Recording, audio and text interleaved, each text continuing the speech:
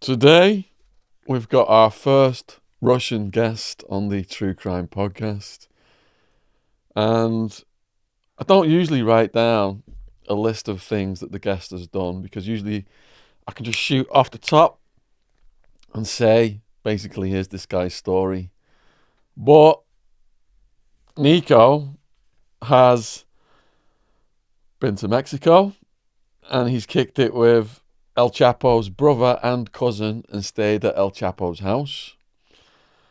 Niko has been to the Philippines where he met a death squad executioner.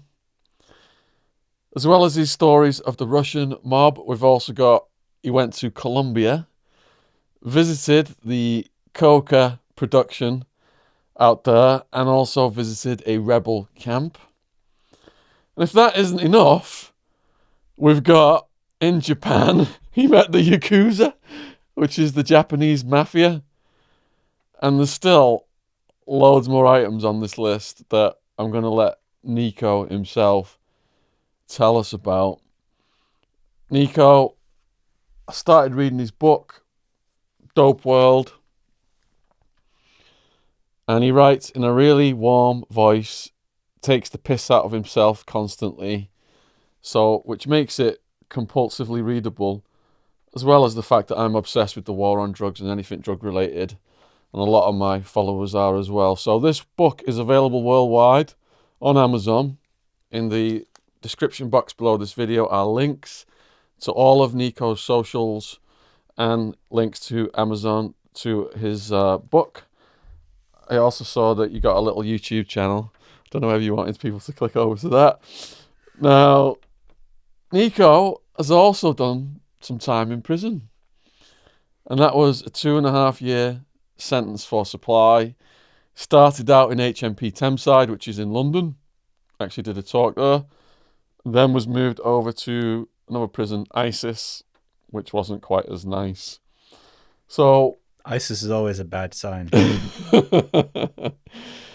The sheer scope and magnitude of what we're dealing with today, I'm not quite sure where to start.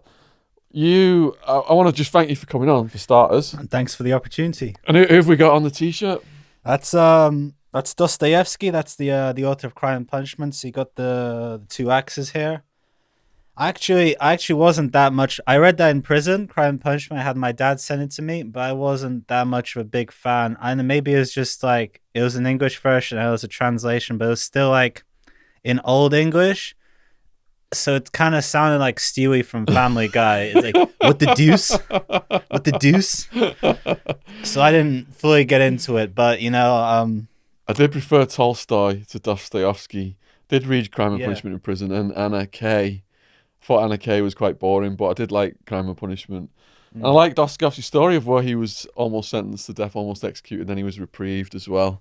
Yeah. So let's go back then to, you were born in Leningrad. Yeah, as we called it in the good old days. And then what brought you to London?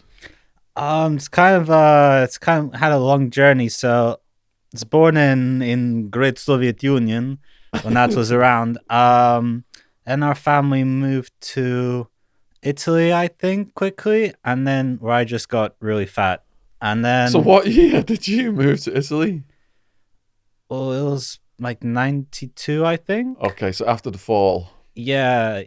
I didn't remember anything about it though, because I was like this size. I was just shitting all over the house.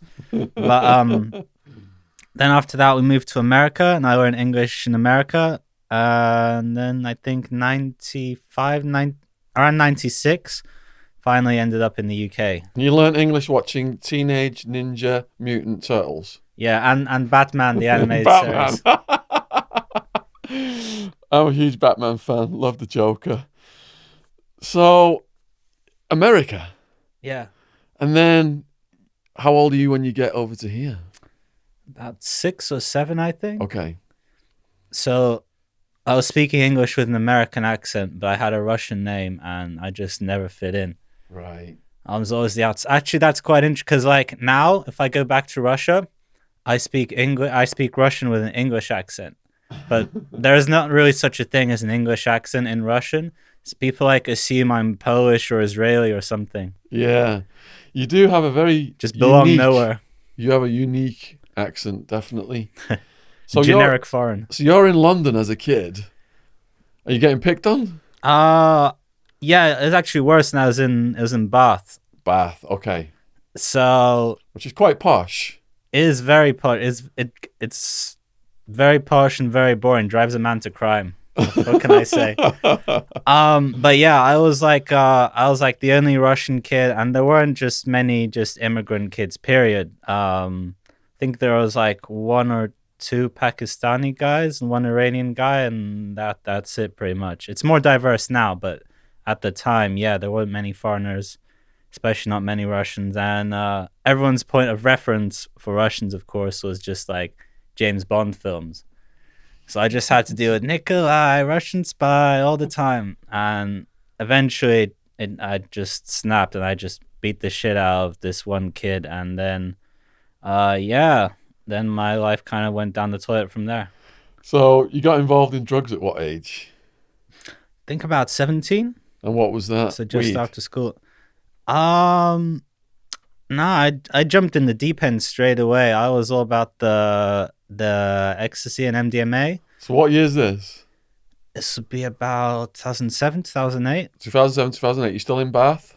Yeah. But I was going over to Bristol because Bristol, it's a drum and bass capital of the UK. Ah. It's also, perhaps coincidentally, the ketamine capital of the UK. Right. But yeah, I'd go to Bristol every weekend. I'd go to raves. Either there's a couple of clubs where you can pretty much do what you want, or sometimes the illegal raves. So sometimes like some field or under a bridge or in some warehouse or something like that. And yeah, I'd be the dodgy guy sitting around going, pills, weed. That was me. So as a stranger in numerous foreign lands, you got this stress. You're standing out, getting picked on, getting in fights. What I found was when I threw the raves and I formed this organization and all these people joined in with us, and we were kind of like a rave crime family. Yeah. We were all misfits, but we Yeah. all came together and we bonded, and we all had these stories of, things that happened in our lives that had made us misfits, and it strikes me that this is a parallel path for you.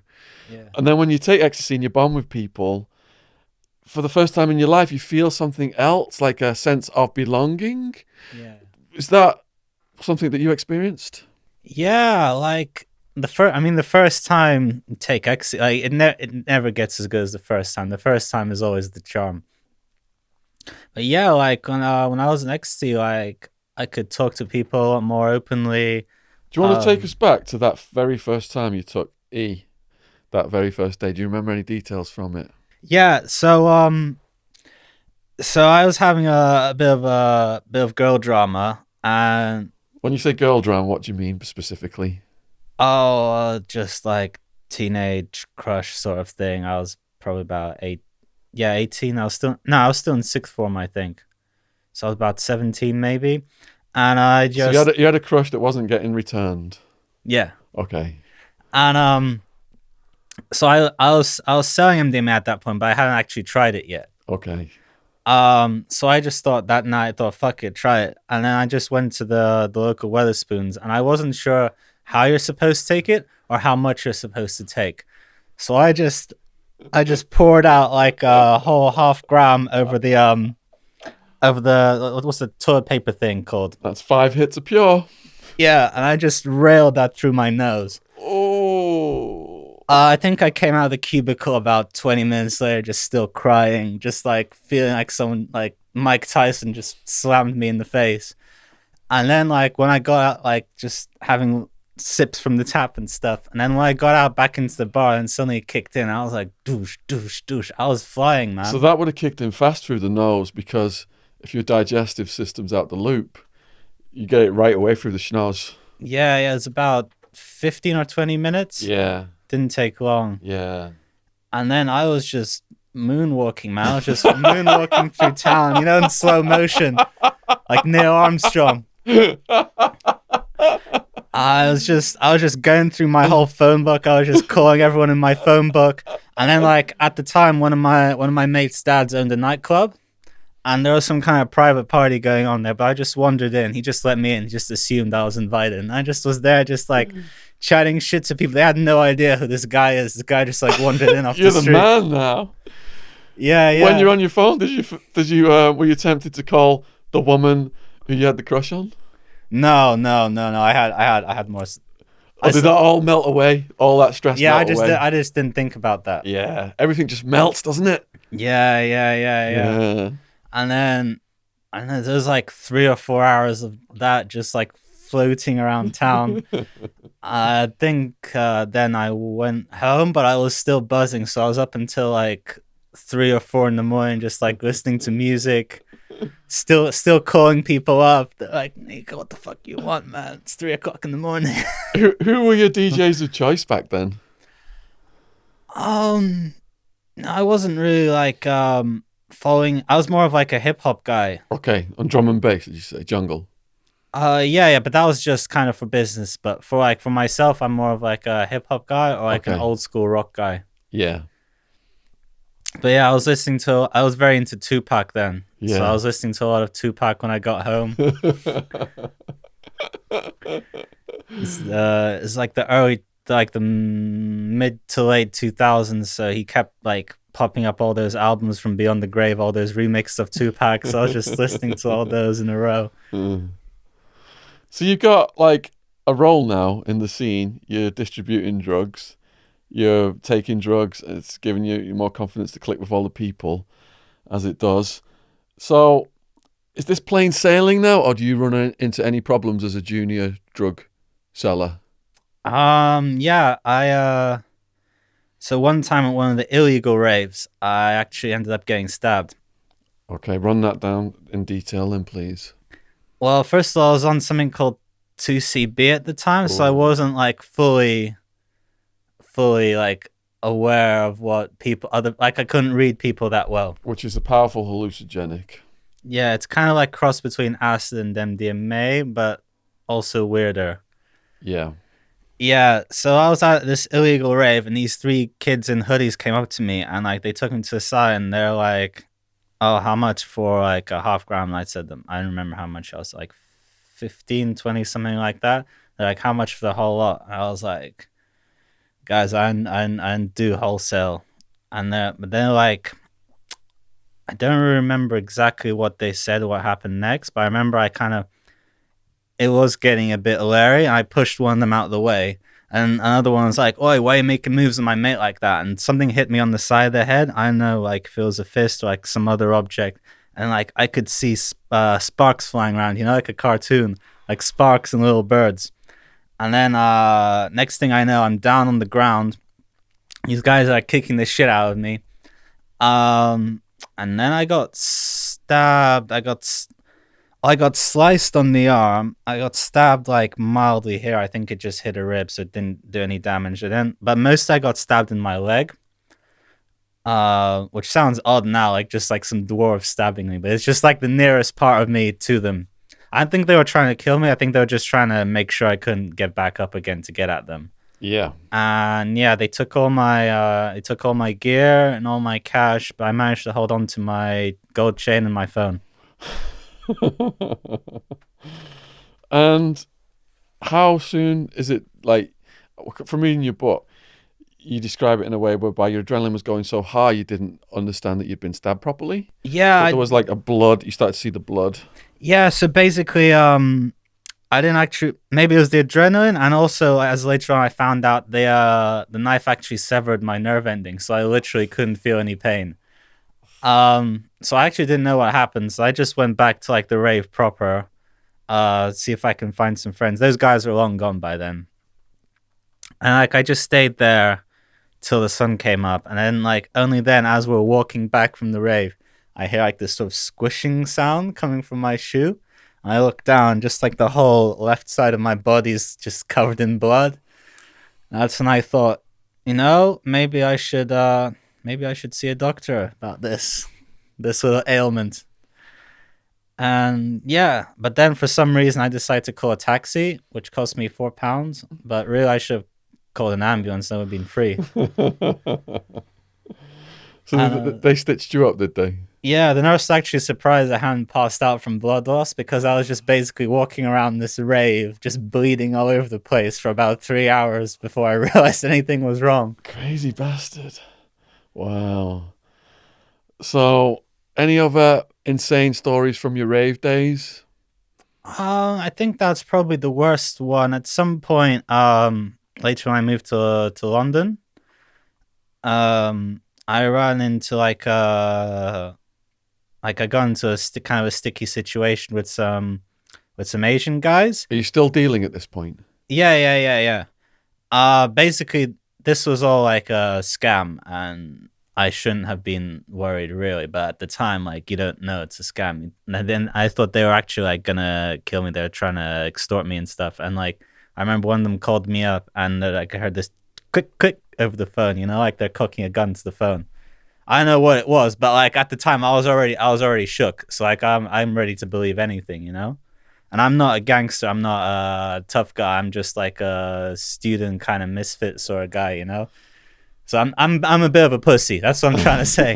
So that's the other kind of main bad thing that I paid up in the end, and they left me alone. Paid up for what? Paid up for a load of coke that they claimed I was responsible for disappearing. How much coke was that? I think it was like 2 grams worth. Did the coke ever come into your hands? No. So basically, they just pressured you then. Yeah. They pretend they're going on a deal with me, and then because I chipped in, and then they were like holding me responsible for the loss when inadvertently obviously something went wrong in the deal. I'm familiar with that one. So, is this deterring you from pursuing this lifestyle, or are you thinking lesson learned? I'm going to keep doing illegal activity. Yeah, it's like you live, you are. I just thought like that experience would make me a better drug dealer. Just like trust people less. Always take cash up front. Don't be too hasty into getting into business with people you don't know. You know, I was still quite young then. I was still learning the ropes. So, where are you sourcing your drugs from? I always like to have like. Got it. I always like to have like 5 or 6 different suppliers, so just in case one of them dried up or one of them gave me a better deal. But I always try to deal with as many of them at the same time as I can. So I'd have like a different guy, one guy for weed, one guy for coke, one guy for MDMA. Yeah, I was dealing with all sorts. I had some other Asian guys, some Bengali guys. They're like my main coke connect. I had some white guys from up in Nottingham. They're my weed connect, and my coke connects like these rastas from West London. And how much money are you making? No, I never sat down to work it out, but I think overall it would have been about 2 grand a month. Like in terms of profit, it'll be about 2 grand a month. So I was about on a sort of like yuppie wage by London standards. So Yeah. It's expensive, isn't it, to live in London? Yeah, that eats away. You're getting by with 2 grand. Yeah. And then, what was the first sign of police trouble? You know, I never got any. Oh no. There was that one time. So one time I was planning on going to a rave. So the way raves, like these illegal raves, are organized now, a lot of it's like over Facebook. So they put up an event and then they put up a number and it's like, you call us on the night. So some moron had posted the address on Facebook before the official release time. So the feds clocked it. They got there. They sealed the area off. And so everyone was just like, you know what? Fuck it. There's like 200 of us. Let's just go to this park nearby. So we all caught a bus. We all went to this park. Somehow the feds got there as well. But there was only 2 of them. There was only 2 of them and 2 cars. So we were like, all right, you know what? There's like 200 of us. Let's just rush over them. What are they going to do? So it's like 3, 2, 1, go. And I ran. And like all of a sudden I realized I can only hear my footsteps. And I look back and there's just these 2 cops looking at me like, what the fuck? And like everyone else had just stood there laughing at me as I just ran past police lines, and like I can't really run back. And this is like on the far edge of West London, so like I'd actually run out of London. I ran through some fields when what's like the main road, like the M25 I'm 25, yeah. that leads to London. Yeah, I went on the M25 and I went back into London. Jeez. Took me about an hour, I think. And then by the time I got there, I got back. There was like an improvised street party in that same place. So some guy just jacked up his car stereo to the max. Yeah. So everyone was just there dancing on the street. So I was just like, you know what? Just do my thing while I'm here. What are those cops gonna do? And then they called in reinforcements, and all the vans started coming. I was like, oh shit! I should have just left ages ago. But I'm an idiot. But so then one of them spots me, and I start kind of walking away, and he's like, "Oi, oi!" And I just ran again, but this time I know there's like a good 2 or 3 cops chasing after me, and I still had like a fair bit of weed left. So what I was doing is, as I was running, I was throwing like the baggies onto the floor. But I kept one baggie for myself, just so like when they stop me, there'll be a reason why I'm running. You know what I mean? So they wouldn't go back and search. I jumped over like a brick wall, but then on the other side of the brick wall, just then a police van was coming, so I hit the windshield, rolled off the windshield, and like 3 or 4 cops jumped on me. Yikes! Yeah, but I only got cautioned for that, and then in the morning when they let me out, I just went back and picked up the rest of my weed. So how did all this escalate to a 2.5-year sentence for supply? Oh, that was another bit of dumbassery on my behalf. So I always tell people, don't take drugs in the tube. There are dogs in the tube. So sometimes, when you're living in London, the police, they like to stand on top of the escalators with dogs, and it's just like an easy way for them to rack up arrest numbers without really doing much work. And I was wary of that, and I always warn people when I see dogs at a certain station. But that night, I was kind of in a rush, so I was going to meet my friend. I put like 3 grams of MDMA in my back pocket, but they were in half-gram wraps, so it looked like 6 grams. So 3 grams I could have blagged for personal use, maybe, but 6 wraps is kind of hard. And I got to the top of the escalators, and the dogs are there, and it was Tottenham Court Road, so it's one of those stations where you can't just turn and pretend you're going to a different platform. So I thought, I'd chance it, because dogs, like, it's a game for dogs. So their dogs' attention span is like 20 minutes, half an hour.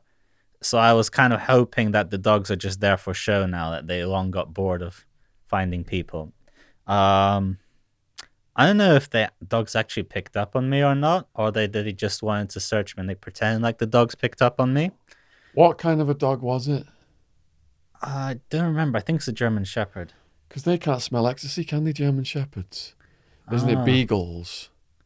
Oh, no, they definitely weren't beagles. Too big for that. Okay. I think the Shepherds can only smell like coke and weed. And it takes specially trained beagles to smell ecstasy. Unless things have changed. That's what it used to be. Maybe because I'd smoked some weed or I handled weed before that, they smelled like the residue on me. That'll do it. Maybe, yeah. I had people busted that had weed, and they had ecstasy on them, 10,000 pills, and a little amount of weed, and the weed got them busted. Motherfuckers. Yeah. So, all right, so you're busted now for the ecstasy. Yeah. And where did they take you? Just some police station central. I don't remember which one. But what I do remember is, so I got one phone call. I couldn't get through to my mate who has a sick lawyer, so I just called my other mate and we talked about Django, because Django just come out in cinemas, and I was like, I want to stay out of my cell as long as possible. I just really drew out that conversation. All the little cameos in Django.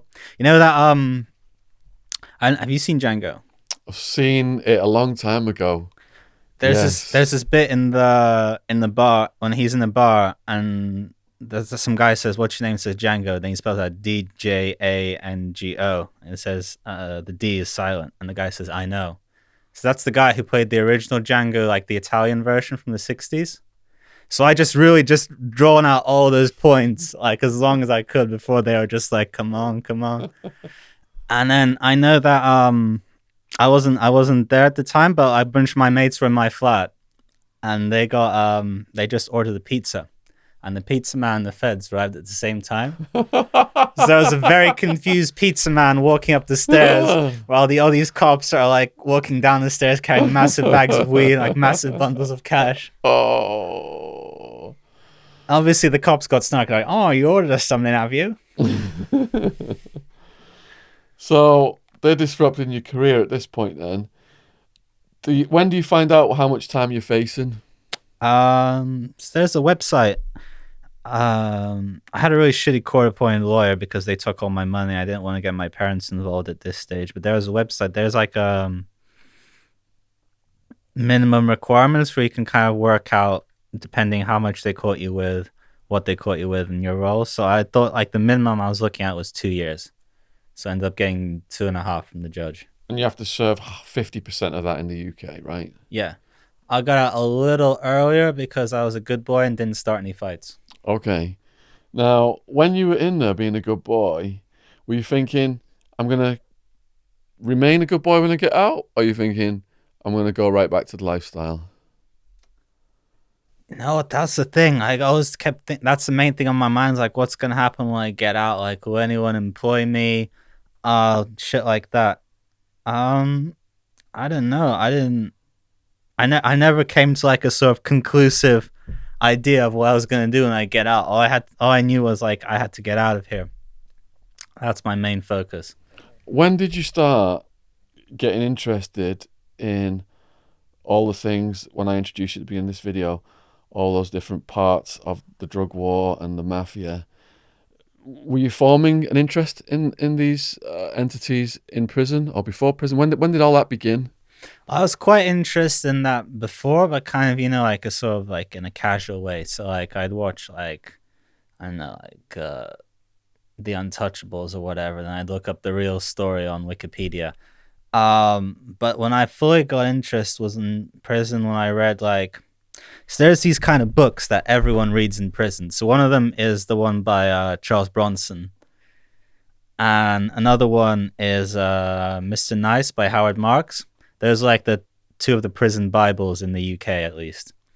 And I got really into Howard Marks. And I thought it was really inspirational how like all his thoughts, all his ideas, like his not only like his like ganja smuggling career, but how like how should I say, all the ideas that came afterwards, like for the legalization of cannabis, for example. He was a big proponent of that. How he became a counterculture icon. So that's really what put me on that track. And the other book I read there was El Narco. I think you had the guy on your podcast a while ago, right? So Johan Grillo, that's it, was our guest a couple of months ago. It did really well. Fascinating guy. He's been on Joe Rogan. Yeah. He was one of my inspirations as well. Yeah. It looks like you guys went some of the same places. Yeah, like yeah. El Chapo's people. Yeah, I think one of this guy in Sinaloa, he works with Grillo as well. My man Miguel.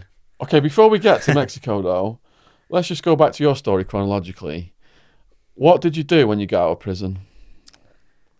Not a lot, man. I was on tax. I couldn't do much. I had to be home from 7 till 7 each day for a couple months, and there's a lot of house parties in that time. Okay.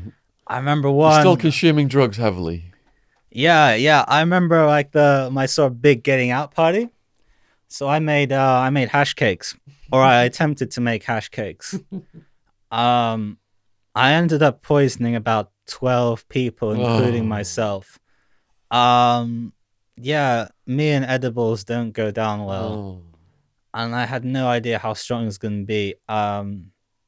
That plus alcohol, there were people would come from all over, like all other towns. Like I was in London. People come from like Brighton and Essex and stuff to see me, but nobody saw me because I was just in the toilet, just spaced out of my mind. It's like half throwing up, half just like anticipating diarrhea just because I put so much weird shit in this hash mix.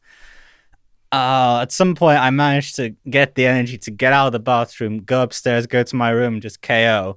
But then this guy, drunk off his ass, just wandered into my room, just threw up all over my back, and that just instantly sobered me up. That I'm glad he did that because that's when I realized, okay, I gotta shower now. I gotta clean the shit off my bed. But yeah, still on it. Still on it. Was that your worst drug experience ever, or did you have a experience on ketamine that was quite extreme? Oh yeah. So back in my Bristol days, this was just before I was dealing. Some guy sold me some ket that he said was coke, and that was an evil trick, man. Because I bashed out a massive line. This is quite shall we say, like a loose nightclub. So the bouncer came up to him, but he said, "Oi, why can't you out in the bathroom like everyone else?" I was like, "Sorry, man, I just did the line." And 15 minutes later, I was just like, I could like see through the back of my head. And like, I thought I was dying, man. I thought like I was passing on. And like, apparently, like my friends saw what I was doing. And apparently they left me. And I came back like a few hours later and I was still like, I was still in the fifth dimension. And that was fucked up, man. That was fucked up. Um, so you said you had you were a good boy in prison. Yeah. But what was prison like for you? There was a lot of fights. Like a lot. Like I wasn't any of them, but maybe one or two like play fights. But How were you accepted because of your background and accent? oh, it's all right because by this point I was in London, so everyone's all multicultural there. Okay. So yeah, it was fine. And by that point, I was working out quite a lot, and so I didn't look like a pussy. I might be inside, but I didn't look like one, which is important. And I got along fine with everyone. I tried to be not friends, but I tried to kind of treat everyone with respect. Pretty much got treated with respect, and it was all right. Did you drink any hooch?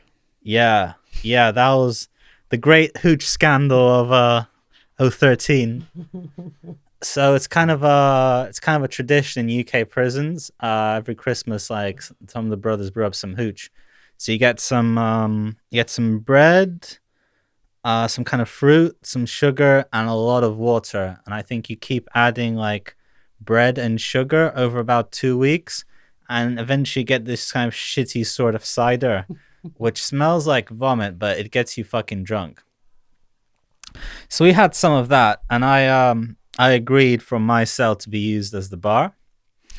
I had an alibi, so like me and my mate we went to the gym. It was during association hours. But then they fucked up because they should have gone. They should have gone into cell like one by one, but everyone piled into my cell at once. So like they can clearly see on the CCTV there's like a fight or some kind of gangbang going on. I don't know. So they all went in there, busted everyone, busted me as well. I got put on solitary for like a couple of days, but luckily they couldn't prove anything because I was away. I was at the gym, so like my excuse was I don't know what's happening in my cell. And the other guys like I think there was like 33 of us charged altogether, and all but two of us got away with it because everyone else in the cell they couldn't prove that they were in the cell drinking. They could have come into the cell to tell everyone else to stop drinking for all they know. One guy kind of got drunk and told the guards to suck your mum. And another guy, I think they worked out that he was the one making it. He was the hooch baron. But all the rest of us bust case, man. That was a pretty success. Well, it wasn't didn't go as bad as it could have gone. Let's say that it wasn't a victory. Did you get any disciplinary tickets that stuck? No, nah, no serious ones. Just like refusal to go into cell like a few times, but nothing that. And did you meet fucked any up my interesting record. characters in prison? Yeah, I met a few. I met So one thing that a lot of people, we have TVs in our cell in UK prison. If you behave yourself, you get a TV. Like it's another way of controlling people because they're not going to kick off if they've got the TV to It's lose. the babysitter. Yeah.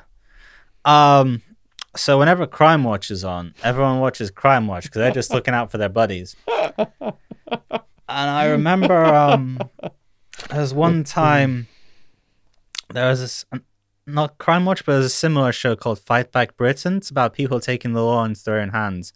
And there's this one clip of this this old granny. No, it's basically is somewhere in Norfolk, I think, and you can look this up on YouTube. In Norfolk, like a smash and grab robbery. So like 3 mopeds, 2 guys on each, drive up to this jeweler, start smashing in the windows with hammers, grabbing all the jewelry inside. And then out of nowhere comes like this, I don't know, like this 70-year-old grandma. She's like half blind, so she doesn't know what's going on. She thinks they're like beating up some other kids. So she starts just like swinging her handbag at them. And they're fucking surprised because like they know what to do because like you're not going to hit the old lady with a hammer like in broad daylight. So they just get scared and drive off. And she actually manages to fling her handbag at one of them and knock them off the scooter. Whoa! I love like in the video everyone just joins in, but only after like the old lady softened them up. But anyway, as soon as that clip comes on, you can just hear everyone laughing from our cell and just banging on their cell doors because those guys, they showed like the mugshots of everyone involved in that raid, and like 2 of those guys are on our wing. Oh! They lost all their street cred instantly. Softened up by the granny, psychotic granny. And there's another story. I don't want to go too far into it for legal reasons, also because I'm not sure if it's fully true. But like a couple of years ago, like a well-known UK rapper got stabbed, and the guy who stabbed him and his brother was on my wing. So apparently, again, like this could just be jailhouse bullshit. But apparently, like his brother is like a big-time gangster, and he apparently put a hit out on this rapper. And the rapper got so shook, he called him up in prison. He offered him like 10 grand to quash the beef. And he was like, no, like you fingered my brother for attempted murder. You're going down. But that rapper is still alive and not in a ditch somewhere. So I guess they managed to sort it in the end. I heard that same rumor when I was outside though. So I suspect there's some truth to it. Was that rapper on True Geordie podcast? I'm not I haven't seen that one. Okay. Any famous people that you met in prison? There's a couple of footballers, but I haven't really watched football, so I don't know who they were. No high profile killers. No. Oh, there's one guy who I just seen on TV who was working. They had this sort of prison restaurant in London called the Clink, where prisoners can work, but like normal people can just come in and eat there.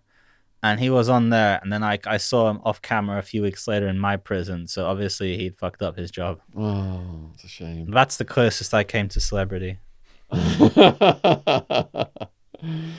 All right. So, what is your first job when you get out of prison? My first job, so I worked freelance for a while. I was writing essays for lazy students at university. Because I had a master's degree as well. I was selling drugs while I was at uni. I had a master's degree, so it's pretty easy for me. But what's your master's degree in? So my bachelor's was in history, and my master's was in criminology. Okay. My exams actually had to be deferred for a year because I was in prison.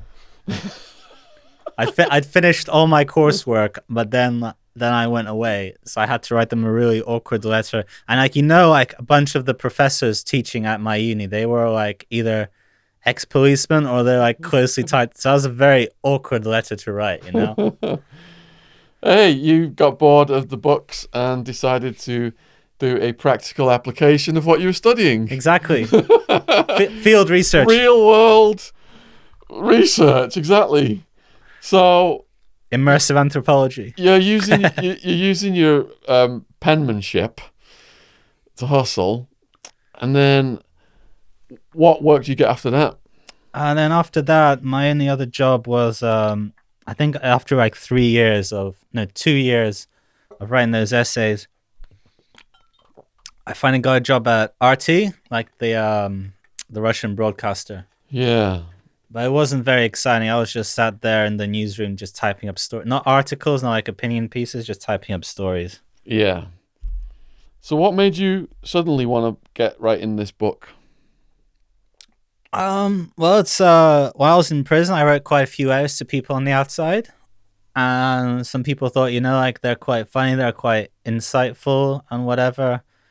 So I thought I started doing a few articles as well on the side, just like freelance as well as my RT stuff. And yeah, it just kind of evolved from there. Just one day I thought, you know what? Why not write a book? I mean, I know about this stuff. It's an excuse to travel to places. When I was at RT as well, I met like quite a few people doing like documentaries and stuff. So they had sources in some countries where I wouldn't, for example, like Mexico and the Philippines that I could use. And yeah, it's just an excuse to get out, really, because I was living in Moscow. I was living like one of those crappy, like Soviet style communal flats. There's a big family there. They had like 6 kids, 3 adults, and 2 cats. So I wanted to get the fuck out of there as much as I could. You went back to Russia. Yeah, I was living in Moscow. I see. But a lot of people, they'll sit down, get on a computer, typewriter, write the book. You went to Mexico, Philippines, Serbia, Japan, Colombia. I mean, this is a huge project. Yeah. Did it, from inception, was it going to be a huge project, or did it just develop organically like this? At the beginning, like I had no idea what I was doing. I was just kind of trying to get whatever sources I could find and just go along with that. And yeah, it just sort of ended up kind of mushrooming by itself. I was taking a lot of I was still working at RT at the time, so I basically used a lot of my holiday time. So I'd book 3 weeks off. One good thing about RT is at least in Russia they let you carry over the holidays from one year if you don't use your holiday. I don't know if they still do that. But so one year I didn't the first year I didn't take any holidays, but then the next year I had like double holidays. So I was like 3 weeks in Mexico, 3 weeks in the Philippines. I had a couple small ones. I had like a week in Italy and things like that. Yeah. So if you were in Russia then, did you start with the Russian mob? Yeah, yeah. That guy was so I was also doing like not really volunteering, but helping out sometimes with like an NGO which helps out drug addicts in Moscow. And one of the guys who was working there, I think I have him as Sergey in the book. It's a pseudonym. But he's a really fucking friendly guy. You would not know that he's a convicted murderer by talking to him. But he went away, I think, for the first time at the age of 16. No, 14 even. And when he was growing up, this like late 80s, early 90s, there was quite a lot of street gangs formed, especially in his city in Kazan, which is like on the eastern side of European Russia.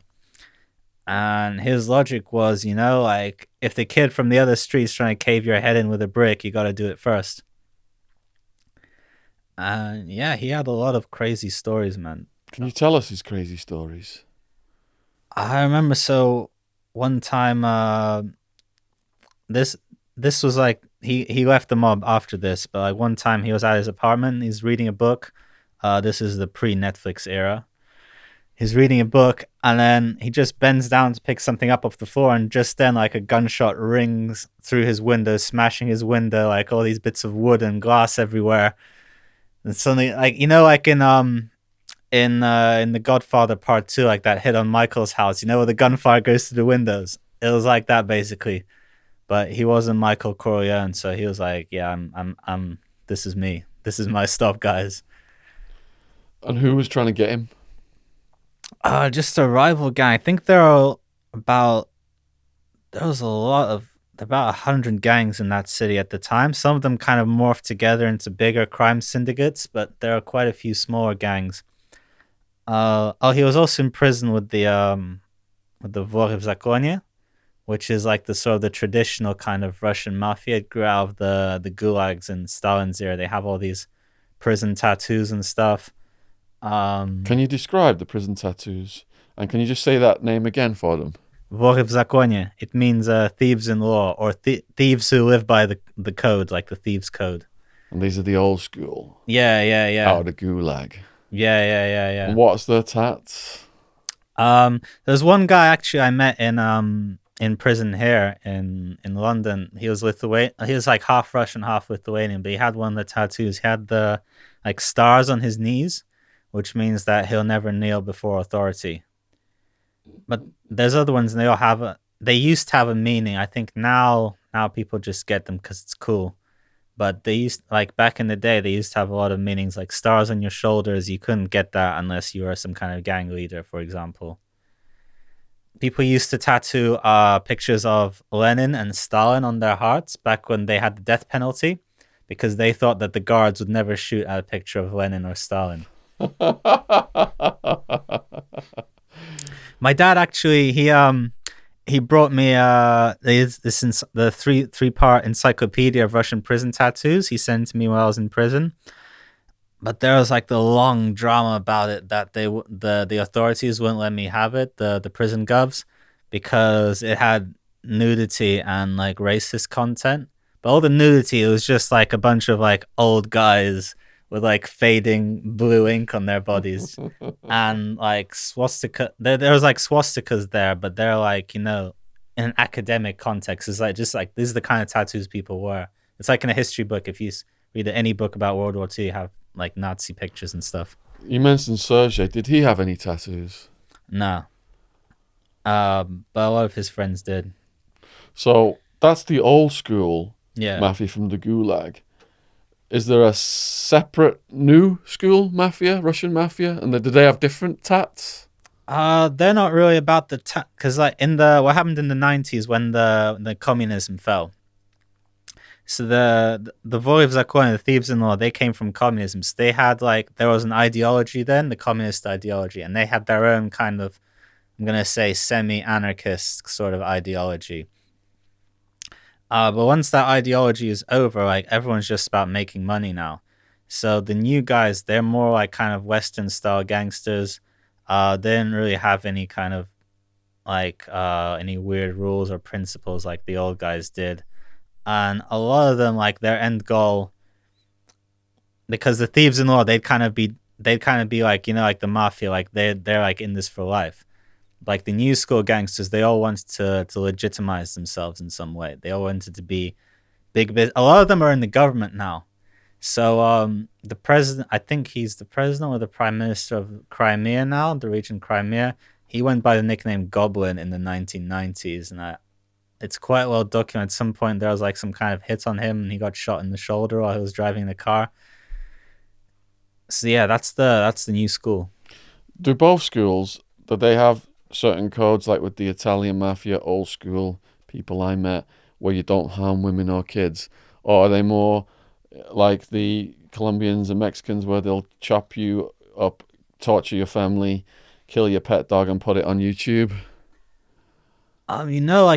Like originally, the Vory v zakonie, they're like very adverse to violence because they had this sort of weird like honor amongst thieves thing where you could only make money from thievery, and you're considered like an unskilled thief if you had to like threaten people. You had to, because they're mostly like like pickpocketing, burglary, kind of that kind of stuff. Sort of like 70s, 80s, that sort of faded away. Like they became less stringent about their rules, the Vory themselves, I mean. And the new guys don't give a fuck really. They still have to, because if they're gonna end up in prison one day, the Vory, they're still quite strong in prisons. They still have to abide by the thieves' law at some point.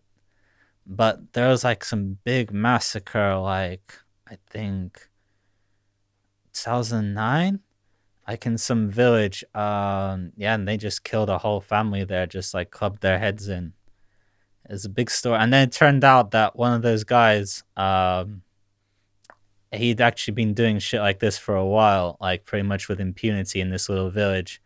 and because he was tied to all the police and politicians. There's a picture of him somewhere like standing next to Putin and stuff. Wow.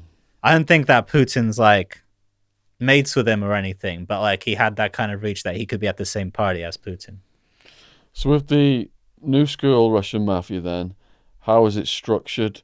Is there like a godfather and a consigliere and an underboss and then all these different levels? Is it structured like similar to the Italian, or does it have a completely different structure?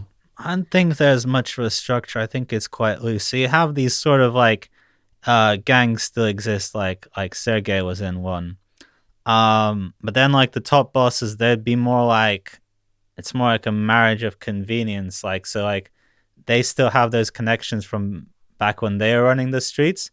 They're mostly busy with their own legit business, politics, stuff like that. But when they have a problem that needs solving, they know who to call. It's more like that, I think. So, how many people did Sergey murder?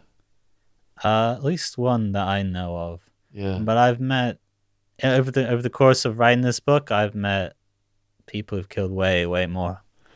In terms of the people you met in Russia, did you meet anyone who'd killed a lot of people? No, that was the only one in Russia. But in the Philippines, I sat down with this guy. I don't know how much you know about the situation in the Philippines. They have this crazy new president there, Rodrigo Duterte, and his thing is basically we're just gonna fucking kill everyone.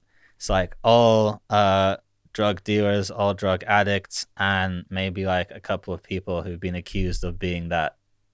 Because who needs evidence, right? Fuck it. But yes, he's got these death squads going around. I'm not sure. It's hard to say, like, getting exact figures about this sort of thing, but I heard one estimate. It's like 26,000 people have been turned to fertilizer now. And this is the hardest drug policy that's been instituted all over the world presently is in the Philippines. Yeah, like not officially. Like they didn't have the death penalty officially like they do in places like Saudi Arabia, but unofficially, like, yeah. And has that stopped the drugs? Well, we found some meth in Manila, so no. It's made it more expensive, though. And the more expensive it gets, the bigger the profit margin, so the more incentive for the mafia to keep producing it. That's the thing. So, like, when I met this guy, this executioner guy, so this is like a whole story by itself. So we went out into like the outskirts of Manila, like the eastern outskirts, the suburb. Went to this kind of dodgy karaoke bar, and he was already waiting upstairs, and he already had like his belly on. He had a backpack, he had a pistol in his backpack, and the little what's it called? The zipper on his backpack was a bullet. And like he pulls out his pistol, like starts waving it around. I was kind of thinking like, what have I got myself into? But at the same time, like, I've made him come all this way because he obviously doesn't live there either. And he's probably going to be pissed off if I just like leave him here, right? So I kind of have to do this interview now. But yeah, he told me that he killed 32 people. But that's like over the course of his career. But in the last, like since 2016, business has been picking up. And the way he told me was, so his boss was some kind of general, like he was an officer in the military. And he also told me that a bunch of times they send him in not to kill drug dealers, but just shake them up a bit so they know who to pay up. And if they pay up, they get left alone. So in a way, like I think it's quite a mix. I think there's like some vigilantes, like true believers out there as well who are getting in the mix. But it seems like a lot of it seems to be kind of monopolizing the market rather than getting rid of it, if that makes sense. Yeah, General Pinochet, he did a similar thing, didn't he, with the cocaine? Yeah. So these politicians who are fighting the war on drugs are usually just wiping out the competition so they can siphon off the drug money themselves. And I'm glad nationalizing it. Yes, and I'm glad you have, from your own experience, you've come to that conclusion, because that's the exact same conclusion I've come to. people used to call me a conspiracy theorist years ago for saying that, especially with the CIA stuff. But now people accept that the CIA were bringing on all this coke The to Contras, America yeah. for the Contras, while the American government was locking up all these people for crack and coke use. The Cocaine Import Agency. So what stories have you got from the Philippines? That was the main one. That was the fucked up one. What else did he tell you during this interview? Oh, another weird like little detail is so obvious he works as part of a team. It's not just him. It's part of like the death squad. It's a group of people. Sometimes he's not always the shooter. Sometimes he's just like the scout. Sometimes he's the getaway driver or whatever. And one thing he told me was his side job when he's not working on that, when he's not putting people in the ground, is he's a cutlery salesman. So he sells like spoons, forks, stuff like that. So when he's staking out a target like for a couple of days before, sometimes he goes undercover as like a cutlery salesman, like a traveling cutlery salesman. So yeah, be careful who you buy your spoons from in the Philippines. So what, they just like get information that there is an operation, a drug dealing operation, and without any legal sanction, they just go in and wipe these guys out? Yeah, well, usually they give them a heads up beforehand so they can kind of squeeze some money out of them. That's how part of them work. I think the others are the others are like just politicians, police. They've got certain figures that they've got to live up to, and just killing people is an easier way to reach those figures. So that's also going on. So what's the collateral damage here? There's a lot of innocent people getting hit in the crossfire. A lot, yeah, and some of them actually have nothing to do with drugs. It's just now it's open season on the poor, basically. Like anyone can do a murder, then like put a sign around their neck, "Pusher, don't be like me," or something. Make it look like a drug hit, and then just leave the bodies out. There's quite a few stories I heard like that. So which country did you go to next? Just before Philippines, I was in Mexico. Mexico is more fun. You got a Mexican top, haven't you? Yeah, I got brought a little souvenir. I hope this doesn't make me look too fat. But yeah, I was there for Day of the Dead. Dia de los Muertes. Yeah, I try to time all my visits so I'm like at whatever local festivals, might as well make the most of it, right? Because they take that stuff very seriously, don't they? Yeah, Some of these cartel guys. Yeah, we went to this cartel cemetery in Sinaloa. I think it's called Humay or something like that. It's cartel cemetery, and these guys live large and die large, because some of the tombs there are better than most of the places I've stayed in when I was alive. So there's like a full replica of, well, not a full replica, like a scale replica of the Taj Mahal, and that was just like some drug lord's tomb. It costs like a minimum of $2,000 to be buried there just for like a plot of land. So imagine like all these massive houses. They got the air conditioning and stuff, so the family can visit. Anyway, so when we went there, we saw there was a lot of, it was just after Day of the Dead. There was a lot of like weed roaches left. There's a lot of cigarette butts, a lot of empty bottles of tequila lying around. So they have a party in this. It's not just the cartel guys, it's just Mexicans generally. It's a thing that they do. What year did you say this was? This was 2017, 2018. 2018. So this is really recent. Yeah. And how did you click up with Chapo's people? So I got a mate there, Miguel Angel Vega. He did I don't know if he's on Channel 4 a while ago. There was a show called The Real Narcos. They had like an ex-SAS guy. So basically it's the same guy who sorted him out, sorted me out. And he had all these crazy links. So there's this guy, one of his guys is Baldemar Cazares. He's like a narco corrido singer. So like, I don't know if you've seen that episode of Breaking Bad where it opens up with like the little song. That's like an actual musical genre in Mexico, like folk music about the narcos. So he was one of them. I went to like a little party with him once.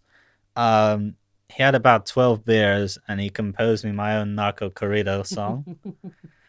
And then I think he's the one who had the hookup with El Chapo's family because once he wrote a song for El Chapo and he performed for El Chapo on his birthday, I think once. And at this party we were at, the guy's party, he was a smack dealer. He cooked smack, so he showed us how to make the heroin from poppy and stuff. And he also How do they do that? I need some acid. So I forgot the name of the acid. But you need some kind of acid. I need to heat it over a stove, and kind of eventually get this sort of cranberry paste, which is morphine, and then you refine that with more acid, and then you eventually get heroin. Wow. But yeah, I noticed he was selling his pickup truck as well. So then when it was time for to go up to the mountains to see El Chapo's lot, we couldn't find a 4x4 anywhere. We needed a 4x4 because the roads in the mountains are shit. And they're shit on purpose so that certain parties can't drive up there so easily. Yes. But we couldn't find a 4x4, but we remembered that smack dealer was selling his pickup truck. So we just went to him, borrowed his pickup truck, went to pick up Baldo and his pregnant wife. Then we're just driving through the mountains in this smack dealer's truck for about 4 hours. With Baldo. Who was Baldo again? Baldo was the narco critic. Baldo Casares. Okay. Driving there for about 4 hours. Then we get to the village. And my man Miguel says, Did the village know you're coming, or are you just showing up? yeah, they knew we were coming, although not this particular address. So this guy says he spots a random my man Miguel, he spots a random guy he knows. He says, hey, can you take us to Don Gay's house? And I was like, yeah, sure. So then he leads us to this like big hacienda, like proper like stereotypical like narco style mansion. There's like two guys posted outside with like full military camo on, like bandoliers across their chest, bulletproof vests, machine guns. They let us through. And inside there's this guy in the house. He's surrounded by like teenage boys, I guess like maybe his nephews or something, and like his wife's in the corner. He's just eating spaghetti and stuff. He's just got like a silky white shirt on. The shirt's open at the front. He's got like a massive gold cross, and he was like, yes, I'm Don Angel, how can I help you? So it turns out that was the wrong Don Angel. That was El Chapo's brother, who had no idea who we were or what we were doing there. Whoa. We're looking for his cousin who has the same name, Don Angel. So we were like, yeah, sorry about that. I kind of shuffled out of there. I've seen pictures of Chapo's kids with like lions and tigers and gold-plated guns and all kinds of crazy stuff. Oh yeah, so it's just like that in his brother's house. Yeah, pretty well. Not. I think his sons are more extravagant, but yeah. Yeah. It was proper like stereotypical, like what you imagine like a Mexican cartel mansion to look like. It was that. And we went back to the. Did you feel like unsafe? You know what? For a second I did, but then I realized. So it took us about 4 hours, like winding through the mountains to get to this village. So when you're going through the mountains, because I had operations in Mexico. Yeah. Like every hour or so, there's like a military checkpoint, and it's quite a hair-raising experience. You know, they can pull you out your car, search your car, and do all this. Are you experiencing anything like that? No, not in this part of Mexico. Okay. I think the cartel paid them all off. Okay. Because this was in Sinaloa, and Sinaloa That's the stronghold, isn't it? Yeah, Sinaloa is pretty much run by one cartel, so they can do what you want. But other parts, like I've seen the checkpoints in Colombia. I kept bumping into checkpoints there. Yeah. Which is another story. We'll get to that. Okay. But in Mexico is only cartel checkpoints. So every now and then you'd see like some teenage boys, and not even checkpoints, like some teenage boys stood under a tree. They've got walkie-talkies, they've got little quad bikes. So I figured like if they didn't want us to be there, we wouldn't have made it this far. You know what I mean? Like I'm only there with their permission. Yes. And you got your singer and his pregnant wife, did you say, with you? Yeah, we dropped them off there. They didn't go all the way to the village, but I think they're the ones who fixed up the meat as well. So where do you go then from Chapo's brother's house? Where'd you go next? We went to his cousin's house, who's also called Don Angel, aka El Indio. You can also call him the Indian. He just looked like a stereotypical like Mexican cowboy, big ass sombrero, like twirly mustache, like snakeskin boots. And yeah, he was waiting for us. Um, messed around at his house for a bit. Drove over to like a nearby village. And then when we came back, it's nighttime by now. And by the way, like it's fucking beautiful out there because like the sky is clear. You're up in the mountains, clear. You can see the Milky Way stretched across the sky. Anyway, went back to the El Chapo's village, and there I don't know if it was just like for my benefit, this is just something they do anyway. But Don Angel, the cousin, he has a sushi stand. And what was happening back at his house when we got back was I can only describe as a Mexican cartel sushi party. And so there was like a good like a dozen or 20 guys like stood around, like big Mexican guys, like AR-15s across their shoulders, AKs, like Glock pistols sticking out of their jeans, just stood around just eating sushi with chopsticks. All this like mariachi, like narco corrido music's playing in the background. And then like another one of El Chapo's cousins comes up to me because they're all related in this village, and he like asked me what I think about Albanians, which I thought was a weird question. But it turns out that he's a big fan of Taken with Liam Neeson, you know, where his daughter gets kidnapped by Albanians. So that became our thing. So I'm there with like this Mexican drug lord just like discussing Liam Neeson's filmography, eating sushi in the mountains at night, surrounded by all his bodyguards who are all also eating sushi. And what was your response? What did you feel about the Albanians? I don't really have an opinion on them. I mean, don't they have a pretty strong mafia, the Albanians? Yeah, but I only ever met them in prison, really. Okay. They're all right. There was one kind of crazy one, looked a bit like a hyena. The others were okay. Yeah. So you've been accepted to this culture of the mountain people, which is quite wild, rough and ready, isn't it? Yeah. Up there, reading the history of it, researching my own books for the war on drugs, and it was quite lawless for a long time. Yeah. And it's still pretty lawless now by the sounds of things. Yeah, it's quite lawless, but like it's like that part of Mexico, like the Sinaloa, compared to other parts of Mexico, it's quite safe just because there's just one big cartel running the show. But if you go up to, I think, I haven't been there, but from what I've read, like if you go up to like the border towns, especially on the US-Mexican border, that's when shit's kicking off because there's like 3 or 4 different cartels fighting over the same town. They're hiring like the street gangs, like their proxy muscle or whatever, and it's supposed to be mayhem. Those crossing points are worth tens of billions of dollars a year. Yeah.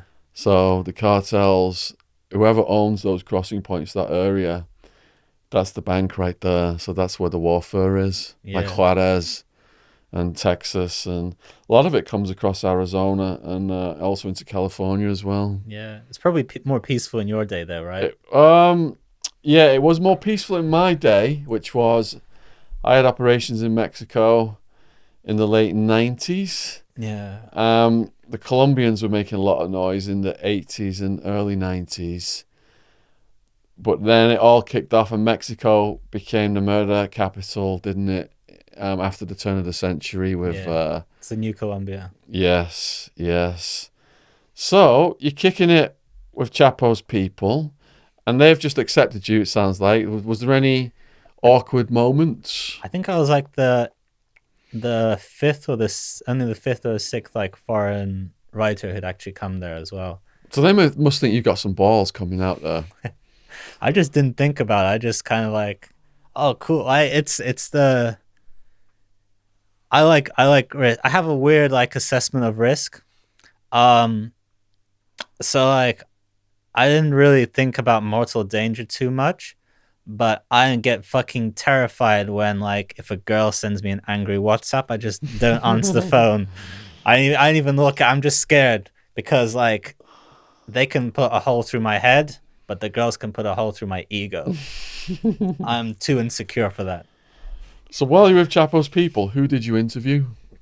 I just talked to his cousin and his cousin's family. We stayed over there, spent the night. And what did they tell you?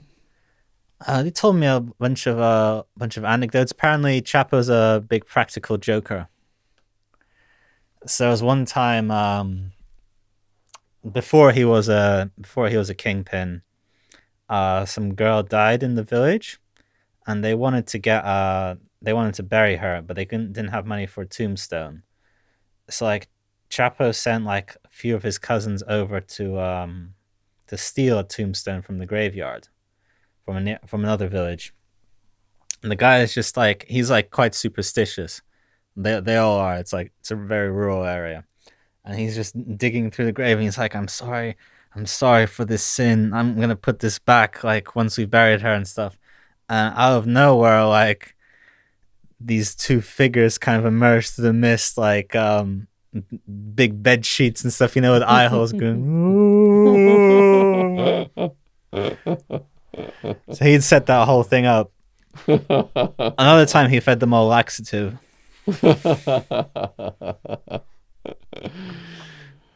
Did you hear any stories of the darker side of Chapo? Um, no, I kind of stayed away from that because I didn't want to push my luck too much. But I heard some very not from Chapo, but stories about other people in the cartel that were pretty fucked up. Can you give us those? So one story, for example, we met this woman, this girl. She's quite young. I think she might kind of been older than like 21, something like that. And she was like a narco's mistress for a while. But the thing with that is once you're sort of in that, like they'll charm you with like all these presents and these expensive dates, like fly over to Cancun just for the day and stuff. But once you're in there, then you're trapped and they own you basically. You're like property to them. And she was stuck like that for a while, and they can just do whatever they want to, and they don't even want you to talk to any man. Any man who talks to you, like they can just slit their throats. So you're just like you just become like an object to them. She eventually got out when the guy got killed, I think. Which Um, guy got killed? her boyfriend, her narco boyfriend. Um, but yeah, it seems like you need to be careful who you date over there. And what methods of drug transportation did you learn about? So I asked so the big thing was still is Trump's magical wall, which sounded retarded to me just from the get go because they build tunnels. So I asked the guy like what we met like another guy in the import export business, quite a young guy. I asked him what his main methods were. He said that sometimes they'll bring like they get like one of the immigrants is going over there and with a backpack, but that's like small amounts. He mainly brings his stuff over by boat. But one thing I noticed when I was over in El Chapo's village, so they up in the mountains, we didn't have time to go over there, but there's some poppy fields nearby, and every now and then you see an airplane, like a small airplane, two-man airplane flying over. So it's not a very touristy area. So I wonder what they're doing there. And of course, the roads are shit as well, which makes you think like, have the maintenance guys not been called on purpose?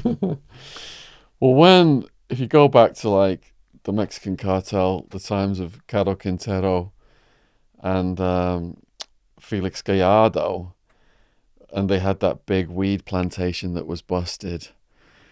The That's why Kiki got killed, right? They held one of him. the reasons, Yeah. yeah.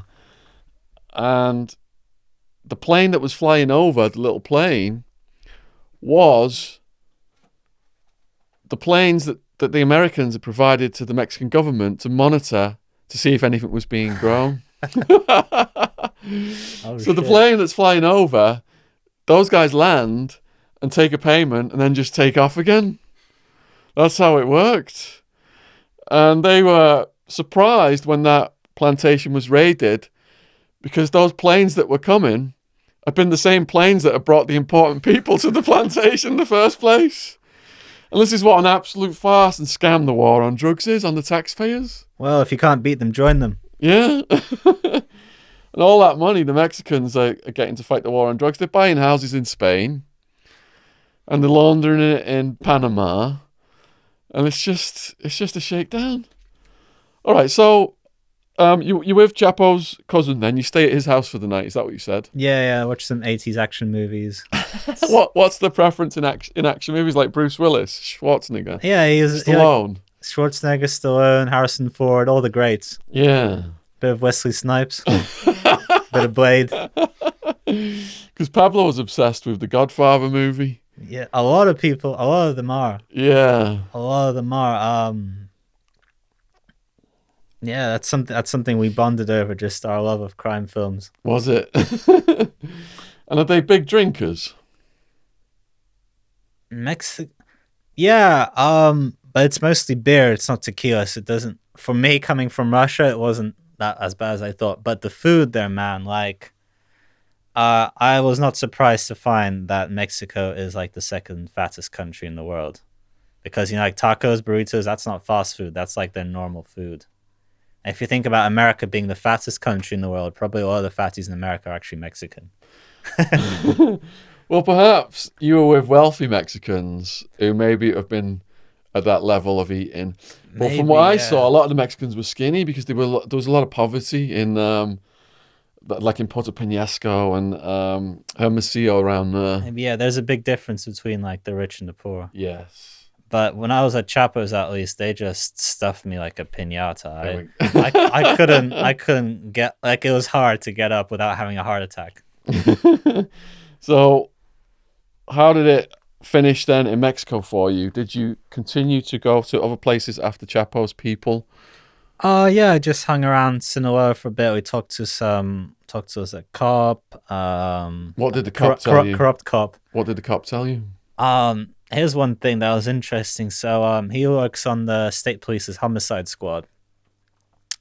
But if he thinks it's like a narco murder, sometimes they just don't investigate it. They just get there, they fill in the paperwork because they have to, all the formalities, then they just don't bother following any leads because it's just too much trouble what they might find.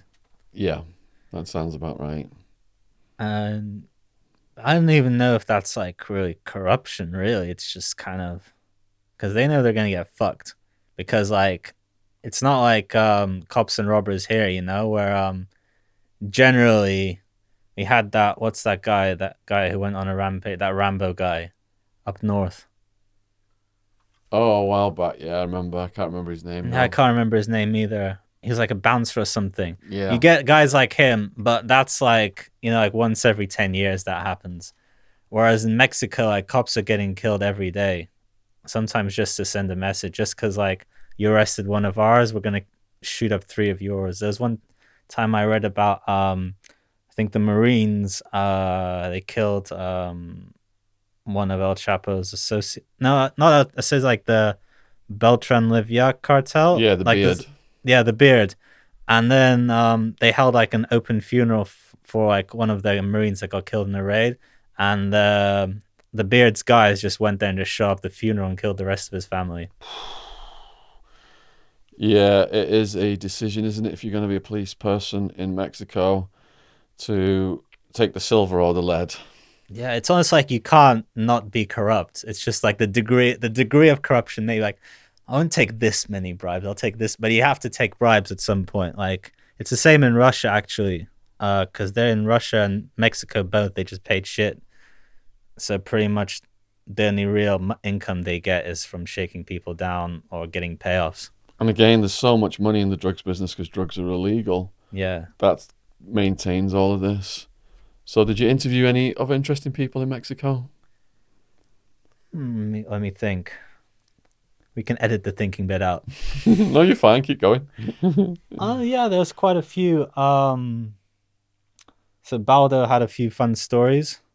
Oh, we had another guy.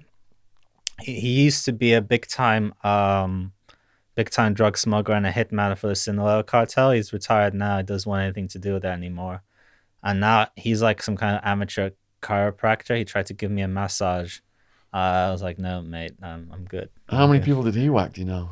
I'm not sure, but like he's not like a full psychopath, so he's still quite traumatized about it, and he has nightmares. Now, one funny story he had was he got into some trouble with the cops because he wasn't giving them their cut. Not like the federal police, like he paid off the state police, not the federal police, and they came to him like, "Hey, asshole, we want money too." So he did like an operation outside of them. They ended up like stealing a Cessna and flying it over to Baja, California. I think that's where Tijuana is. They couldn't fly all the way to the States. They just crashed landed it in the beach, and then like they buried the plane in case they need to use it again. Another time, like early in his career, he was driving up to New York with a few kilos of heroin. He came across a border checkpoint, and they had sniffer dogs, and so the sniffer dogs somehow didn't find the smack. So then after that, when he got back to Mexico, he thanked Malverde, who was like the narco saint. He's like a sort of Mexican Robin Hood. No one's really sure if he actually existed or not, but he's like a Mexican Robin Hood, kind of giving to the rich, stealing from the rich and giving to the poor. And he has a shrine there. I went to the shrine. It's fucking weird, man. So there's like loads of like little statues of him. His sort of, he looks a bit like Mario.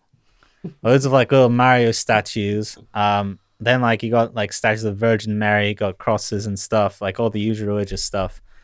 And you have like just pictures of like guns and weed all over the walls, and like people stick they sign their names on banknotes and stick banknotes to the wall. There's banknotes from all over the world. I saw them from like Angola, Mozambique, China. So you know, he's the patron saint of drug dealers around the world. So, did you go to Colombia next? Yeah, I've been to Colombia a couple of times. A couple of times. Before we get to Colombia, though, people send us the coolest gifts. This is Colombian related. I'm just gonna open it on camera and give a shout out to this person who sent me this gift. Let me let's hope it's not a bomb, because I've been doing all these videos about Epstein and elite chomos. Well, it didn't explode. There's no wire. It's just a giant pack of Colombian sugar. They're quite famous for their sugar down there. Let's see what we got. Oh, handily sorts into bricks. This one is for Wildman. Right, I won't open that one. That's going to Wildman. It's about the size of a brick of cocaine, isn't it? Let's see what we got here. For the record, just for any law enforcement watching, me and Shaun are just actors. We're rehearsing a play that we're doing. Yes, we're not criminals in the slightest. Let's see. Fresh Gabar soap. Smell that? Rude Boy, Primal Sud. Oh, the Escobar one smells better. Let's have a whiff of that. Let's see. This is neat.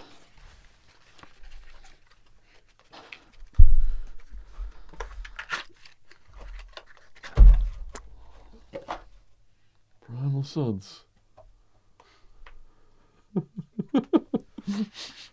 That looks like a carrot cake. Doesn't it? No drugs in it. Well, you say that. So this Primal Suds Fresca Bar soap, 100% compostable. So shout out to Primal Suds for sending us this. Thanks for the podcast. I listen to them when making this stuff, making his Escobar soap. Peace, love, and earthly suds. Cheers, Andrew and Jen. Thanks for the gift. Ah, that's really nice. All right, so you've been to Colombia a few times. Could do with a wash now, actually. Yeah, first time I went backpacking there 2016. Before I was writing the book, and then I went there over New Year's as well this year. I went to the rebel camp, the FARC Rebels, camp. the FARC. So there was a civil war in Colombia called the Violence. That's when Pablo was just a little kid then, and it spilled over into his village. and they thought the whole family was going to get killed. They killed a lot of the neighbors. And that civil war was right versus left, but it was really like a land grab and Yeah. redistribution of wealth. But after that civil war, because you got the two parties, the conservatives and liberals, going back 100 plus years in Colombia, after that civil war, the poor people, still didn't think that they were getting represented. Yeah. So then guerrilla groups were formed, including the FARC, including the M19, and various other guerrilla groups. Now, in the early years of the guerrilla groups, their source of income was from kidnapping. Yeah. But then the cocaine bonanza. They kidnapped one of like Escobar's partners, like daughters or something, right? They kidnapped Carlos Leda, who was a head of the cartel, but he knew karate and he escaped. They shot him as he's running off, but he still managed to escape. So then they went for a softer target, which was Marta Ochoa, the Ochoa sisters. That's the one. They snatched her coming out of university. So I think that was M19, right? The M19, yeah. And that's how Pablo established a relationship with the M19, which led to him financing the Palace of Justice attack. So when the cocaine bonanza came along, then it became kidnapping and cocaine money. And the guerrillas have got this ideology, but now they become these big narco traffickers. And you're out there. Capitalism's a bitch. You're out there with the FARC, which is one of the main groups. Yeah. So how did that feel? It's kind of odd. It's kind of it's a really weird tourist attraction. So basically, they've a bunch of them have there was a peace, like a ceasefire or a peace treaty. I think it's breaking down now gradually. It's probably not safe for me to come back there, but at the time there was a peace treaty, and they had all these demobilization camps where they're supposed to stay, and they've opened it up to outside visitors as a kind of. You won't find the tourist brochures, but you can like ask to stay there. And yeah, it was super surreal, man. Like these rebels have a gift shop. you can do a little tour of the camp and buy FARC merchandise at the end. Hey, they gotta make a living somehow, you know? But yeah, they had some stories, getting chased by helicopters and stuff. And so who was chasing them? It was the Colombian military backed by U.S. advisors. And who was being chased? Who were you interviewing? Just the commander of the rebel camp and like some of his underlings. But I had to get a translator because his English was just terrible. So what's the craziest stuff they told you? Oh man, there's so many. I guess like just marching for days on end, just hiding in the bushes. They had they could never eat at regular times. Like you and me would have like, I don't know, breakfast at 9. Everyone in the house has breakfast at 9, then like dinner at 5, whatever. They all had to vary their times, and they had these sort of makeshift ovens. So the chimney from the oven actually goes underground, so that the smoke doesn't get picked up anywhere. They called it Cuban style oven. I'm not sure why. That was the thing. They showed me around how they used to live and stuff, and I'm not gonna lie, like a bed of leaves is surprisingly comfy. Like they know how to do it. Like I could easily fall asleep there. And they all had to have second names as well. Once you join the FARC, you have to either choose or you're given, I'm not sure which, like a code name. It's like the leader of FARC is called Timoshenko, so he's named after a Soviet general in World War II. But sometimes for them, like, now it's hard. Some of them have actually forgotten what their real name is because they've just spent 20, 30 years, some of them just in the jungle, and people are just calling them by their code names. It's so the government can't go after, or the paramilitaries can't go after their families and kill their families.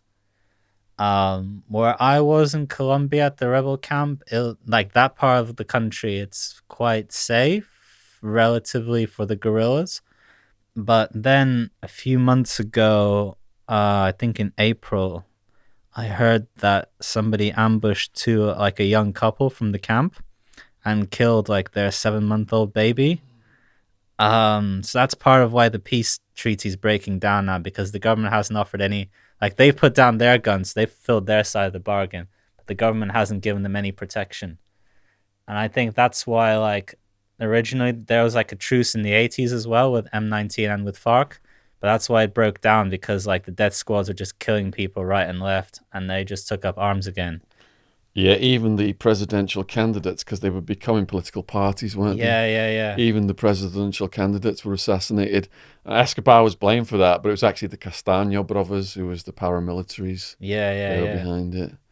Yeah. So if the original ideology of these guerrilla groups was Marxist, Leninist, Yeah. you're out there a Russian guy. Does that get you a bit of respect? They loved it, man. They loved it. Like the commander, he was like well into like the old like communist literature from the 1920s and stuff. Really? They got like little. Did they have like the Little Book of Mao and things like that? Nah, I didn't have.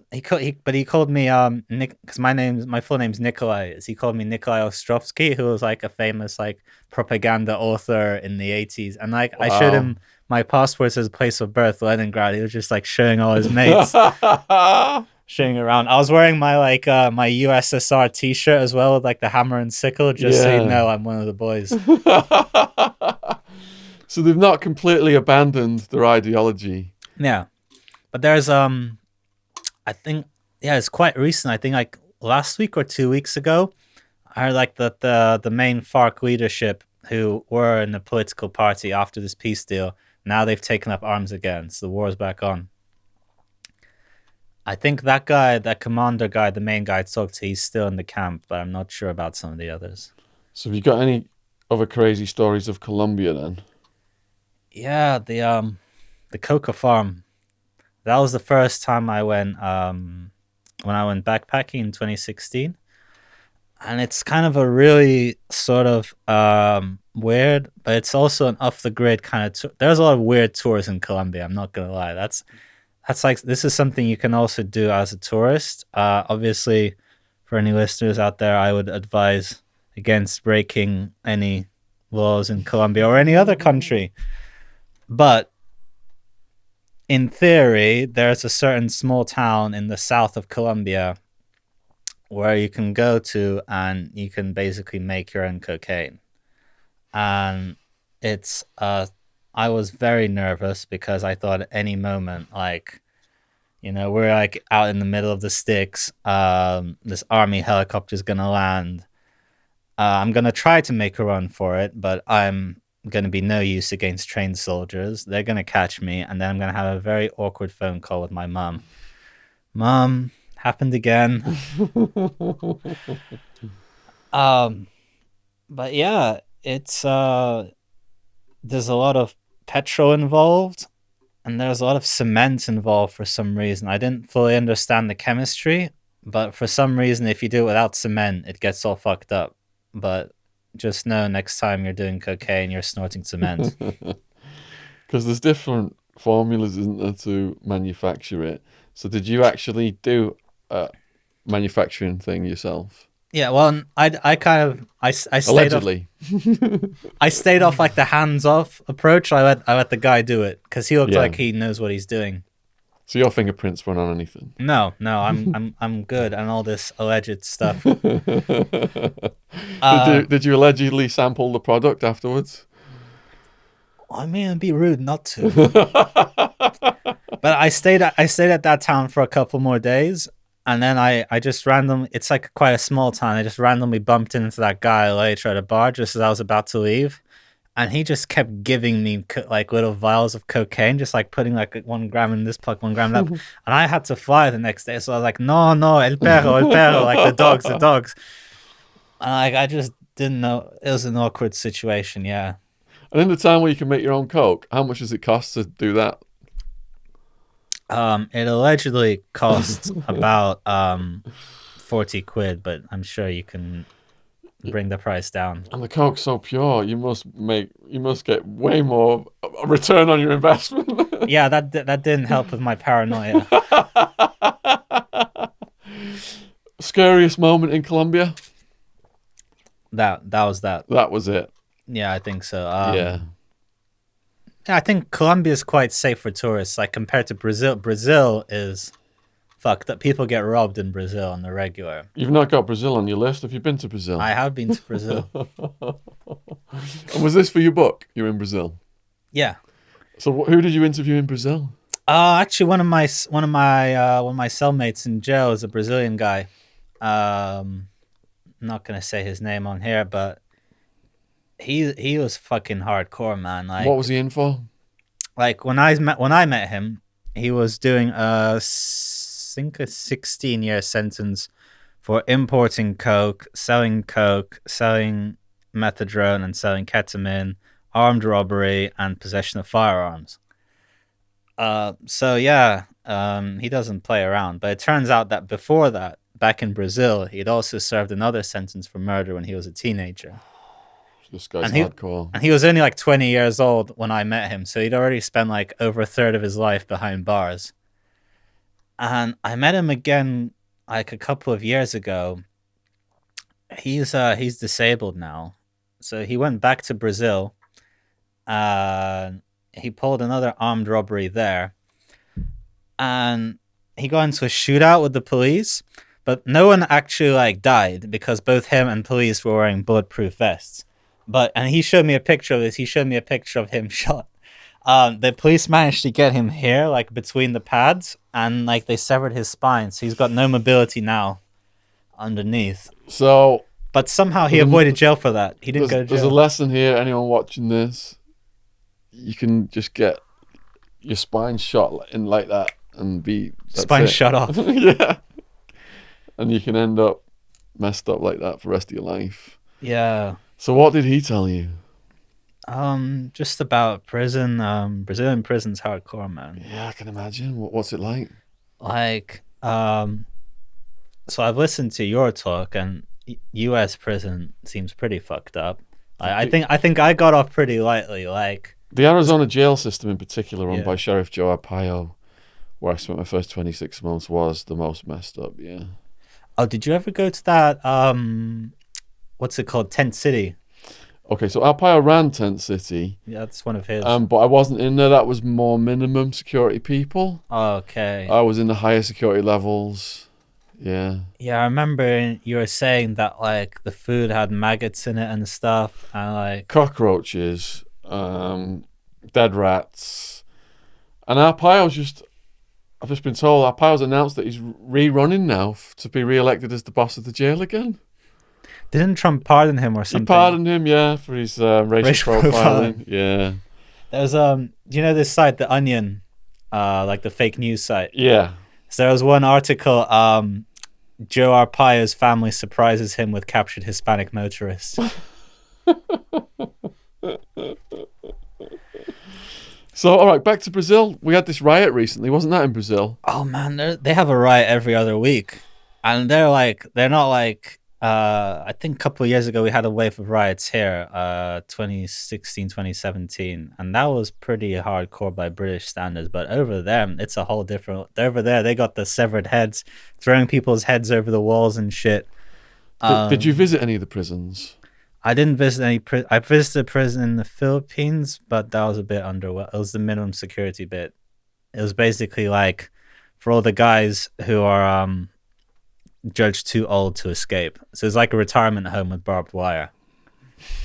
But So what's your buddy in Brazil telling you? he sent me this video once of like that one of his mates filmed on his phone on the inside. It's just the aftermath of a riot, and like just there were two bodies just fried to a crisp. You can barely tell that they were like human beings at one point. Apparently one of them was a guard and the other one was a snitch.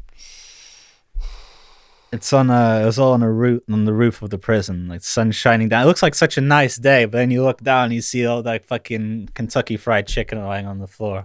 So fried to a crisp. Yeah. So did they douse them with something and set fire to them? Yeah, I think they lynched them, yeah. Wow. And that happens quite regular. But you can kind of like, I'm not condoning prison riots, but you can kind of like the conditions they find themselves in. It's like what, like 50 guys to a cell. You have no privacy.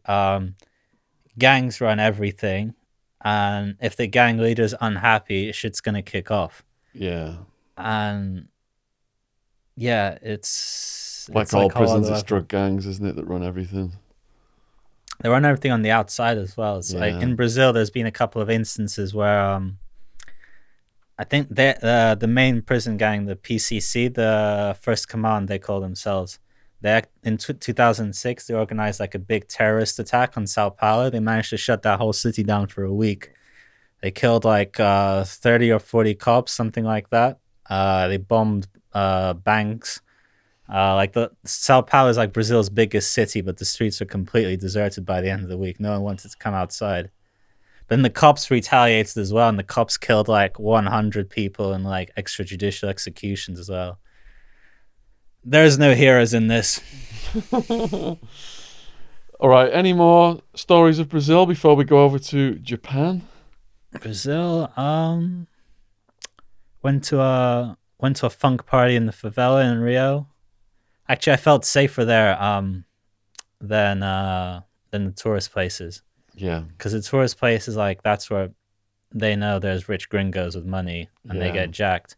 But in the favela, kind of like it's like the gang's law, and like they want like good community relations. You know what I mean? It's like they didn't tolerate things like rape and robbery and stuff. Like people who do that get shot in the knees. Obviously, having a bunch of teenagers with assault rifles isn't the best way of maintaining law and order. But I did feel safer in the favela, at least in Rio. Other cities, like or other favelas, like in the less touristy parts of Rio, I'm not so sure. But Rocinha, at least, it's pretty safe. so what made you then go to Japan? Did you have a connection out there? Nah, Japan, I just kind of went out there blind to see what happened. But I knew there was a festival there called the Sanjamatsuri. I'm not sure if I'm sorry, guys, if I'm fucking up the pronunciation. I think it's called Sanjamatsuri, which is like the biggest spring festival, traditional Shinto spring festival in Japan. And that's one of the few times where the Japanese Yakuza, like the Mafia, they can come out and you can actually see them in public. Because, they're all covered they got the full body tattoos. They got like the dragons and like demons and stuff. So even if they're naked, it looks like they're wearing clothes because just like everything from neck down is tattooed. That's it. One of the few times you can see them in public, because usually not allowed to flash their tattoos because there's some law in Japan now against like gangster intimidation, so it could count as that. But at these traditional festivals, they all come out in force, and like yeah, they're pretty open about who they are. It's not like the mafia; they're not like secretive like the legitimate businessman social club. It's like yeah, like we're the yakuza. This is what we do. I actually asked them for some pictures, and they're like, yeah, they just dropped their shirts immediately so I could take pics. It was pretty surreal, man. And what do they do? Basically anything illegal and most things legal. So they had quite a big stake in the carnivals. They run a lot of the in at the festival at the Sanji Matsuri. They run a lot of the stalls, just the legit stalls, so just food and stuff. Um, then they run kind of like a lot of the semi legal businesses like porn, where it's not illegal, but you're getting some seedy whiffs from it. And then they all run the prostitution rackets and the drugs, which in Japan it's mainly crystal meth. And from Really? what I've read in Japan, it's the only country where more people do crystal meth than smoke weed. Really? I had no idea. So meth is bigger than weed in Yeah. Japan. I mean, not a lot of people do drugs in Japan because it's not really in their culture. But of the people who do drugs, like meth is more popular there. When I was in prison, a woman wrote to me and she said her brother was in prison in Japan, and you got to sit there quietly all day. And when they search you, they have a glass rod that they stick up your asshole to see if there's Oh anything shit! in your anal cavity. I Yeah. heard I heard that Japan's very strict. You're not allowed to speak. You just sat there. That's insane. You're Yeah. going mad, man. Yeah. Yeah. It's So like some Victorian shit. these Yakuza guys then, did you actually, other than taking pictures, did you actually interview any of them? I did interview one, but not in Japan. As when I was in the Philippines, I met one in a drug rehab clinic I went to. And what did he tell you? He was uh he was a fucking killer as well.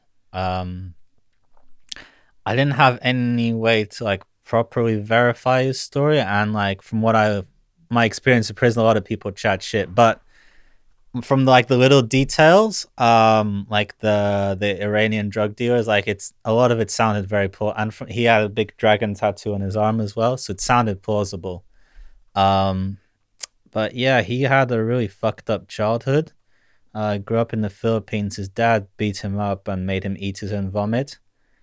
And so yeah, it's not really surprising he had some anger issues when he grew up. So when he grew up, like he found his family moved to Japan, or his mum moved to Japan. He found people who can exploit that anger.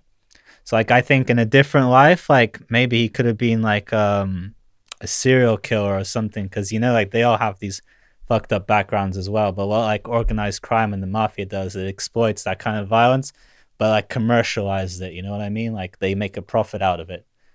So he became like a Yakuza enforcer. You don't have to be Japanese to be in the Yakuza, because a lot of them are Chinese, Korean, less like, because in every country, like it's always minorities getting this shit end of the stick, right? So in Japan, like Chinese immigrants, Koreans, they're in the Yakuza, Filipinos now. And he was telling me this story how like his crew, he had like a meth import operation from the Philippines, but he's also robbing other drug dealers in Japan, like some Iranian drug dealers.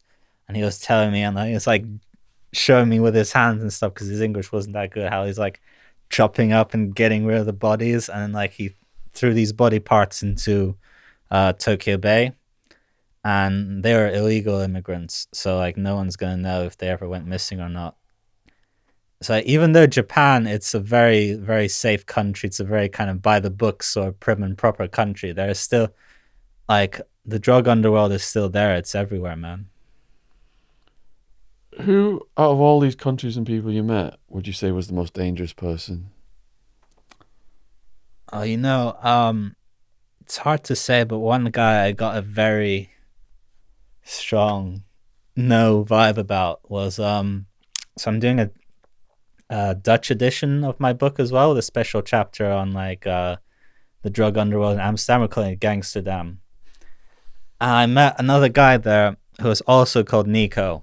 He was Dutch, but he actually looked more Russian than me, because like we Russians have quite round faces. His face was like a perfect sphere.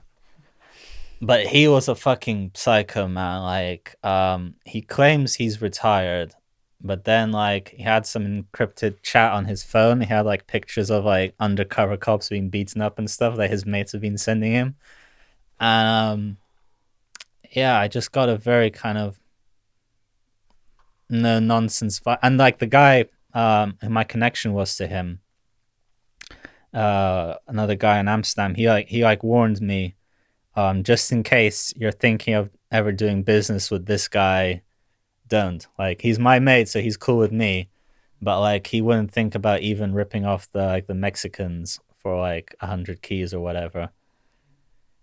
Um, and yeah, that was in Holland. That's a country you didn't think about in terms of like nasty shit. But he definitely registered on my psycho more than the Yakuza guy. I just kind of felt sorry for him. I don't know. Maybe Dutch Nico had a fucked up childhood too. I don't know. I didn't go that deep with him, but he was the one who unnerved me the most, I think. And you said you also were moved by meeting Ray Lakeman, a man who lost both his sons in one night. Yeah. So that was quite interesting for him, because like I'm a convicted drug felon. Um, so I thought that like one of the easy criticisms of my book you could have, if you're coming from like a sort of conservative, like established standpoint, is, oh yeah, look at this fucking drug dealer, like saying, oh yeah, we should legalize everything. Obviously he's gonna say that. So I thought it'd be interesting for me to meet someone who's actually suffered because of drugs, and he actually lost both his sons to ecstasy in one night. So like obviously, just even losing one son, no parent should have to one child, no parent should have to go through that. Was that fake ecstasy then? Because it's so unusual for someone to die from ecstasy. Apparently the autopsy showed they had like 6 times the lethal dose. Like they had no idea how pure it was gonna be. Okay, so it was an overdose on extremely pure ecstasy. Killed Yeah, both of them at the same time. yeah. Like they didn't know. Wow, that is Jesus Christ. So how did it feel meeting him? I mean, bloody hell. Yeah, I was a bit nervous, and like you'd think that he's this kind of guy who'd hate my guts, Yeah, but actually we're on the same team. It turns out. So his reasoning, like he's told like his this story, yeah, to like kids and stuff, but he knows that like it's not gonna stop kids from doing drugs because if they want to, they are, and like they're just gonna think that, oh, those two were just unlucky, and they were unlucky because, like you said, it's like very rare to die from ecstasy unless it's been tainted somehow. But his logic was like, that drugs like ecstasy, they're not illegal because they're dangerous. They're dangerous because they're illegal. I agree 100%. So it doesn't like come with a label, like may contain nuts or whatever. Like unless you have like a testing kit, no, and most people don't, apart from like very scrupulous dealers and very scrupulous customers. So a lot of people, like I didn't. So like a lot of the times, like I didn't fully know what I was selling. Like maybe it's ecstasy, but maybe it's just speed, with like a dash of ecstasy, and that's basically how people die. It's like they had the same problem in Prohibition era America with the moonshine. So obviously, like some moonshine, if the guy knows how to make it, it's top notch. But then you also just have like some hillbilly just like brewing in his bathtub, just doing the same like prison hooch style. And that's like when you read stories like people going blind or whatever, that's because of that. So there's no control over it. So in a way, like we got along quite well. I was put on a TV show once with a woman whose daughter had died from ecstasy, and I think that the producers wanted us to go at each other, or for her, obviously I couldn't have got to go on at her, but for her to attack me and perhaps blame me for being a dealer. And, if she'd have done that, I would have just been completely silent, and I would have known what to have said to this poor lady, because what happened was an absolute tragedy to her daughter. But she actually come up to me at the end of the show and gave me a big hug. And she said, if drugs were legal, her daughter would never have died, because her daughter died. I think it was I think she took 10 or 20 times the amount. So if it was legal and you knew exactly how pure and you knew exactly what one dose was, Yeah. these people wouldn't be dying. And also, when you see multiple people die at a rave, you know that's not real ecstasy, because what's happened here is extremely rare. It's like PMA or something like that. Yeah, they put something in it, the gangsters, because they don't care about the welfare of the users. They just want to make their profits. So they've put this substance in it that's going to cause these deaths. And again, that is a function of the illegality. So you're never, ever going to stop people from taking drugs. Kids should have more education and less incarceration, I believe. Adults should be able to do whatever they want to their bodies. But they should be able to do it in a pure way, a regulated way. What gives the right of people who drink alcohol and smoke cigarettes and take prescription pills, what gives them the right to put adult drug users in prison of other drugs that they're not in, drugs that they're taking? It's just moral relativism. I had a thought a while ago. I think like if more people did ecstasy than drank, probably clubbing would be a lot more fun. Because like think about it, people get drunk, they start fights. No one starts a fight on ecstasy. You got 3 young people a week in this country dying from binge drinking alone. Yeah. It's a fraction die from taking ecstasy, and then alcohol is the number 1 drug in murder and violence. So then you got all the people getting murdered and maimed and raped. It's the number 1 drug in sexual assault and date rape. Then you got all that associated with it as well. Yeah. But those same people who are drinking alcohol are preaching at people who take ecstasy. Yeah. It's messed up, man. It is. It's double standard. The one thing I would say though is with ecstasy, you get a lot of annoying and repetitive conversations. People want to tell you their life story. and enter your spirit and soul. So, last couple of things here you've got written down on the list is CIA crack connection. What do you know about that? Oh yeah, we talked about that earlier with we talked the cocaine import agency and the Contras in the 80s. So one of my friends, he's friends with Freeway Rick Ross. Yeah, I've interviewed him for my upcoming book, We Are Being Lied to: The War on Drugs. Yeah, so did I. But it was hard to get a hold of him, man, because I think at the time when I was trying to interview him, he had like a new book coming out. So he was trying to do his own book tour, trying to schedule me somewhere in between his many other interviews. But I'm glad that we got through in the end, though, because yeah, he's a interesting guy. I think it's fucked up that he couldn't read for a while. Like maybe if he'd gone to a better school or something, like if he grew up in a different neighborhood, he could have been like just a CEO of a major company, you know? So he became, just for people who don't know, Freeway Rick Ross grew up in poverty and became the biggest crack cocaine dealer on the West Coast. He was getting endless supply from Danilo Blandone. Yeah, something like that. Yeah, the country guy. So he didn't know where the coke was coming from properly. Gets a life sentence. He's illiterate. Gary Webb comes to visit him in prison, the journalist who wrote Dark Alliance, gives him a heads up that the coke he was buying is from the CIA, who are financing this war in Nicaragua. He then taught himself to read in prison, and he, through the court process, managed to get himself out, didn't he? Yeah. Because he had a life sentence, but it was like one of those 3 strikes and you're out thing they have in America. But he found out that his previous 2 offenses should have counted as 1. So he's still on 2 strikes. Yes, that was what got him out. Yeah. So, the US federal government, the CIA, is facilitating the importation of cocaine into America to Freeway Ricky Ross. At the same time as the US federal government is waging a war on drugs and arresting all the users of the same drugs they're bringing into the country. They've been doing that for a while, though.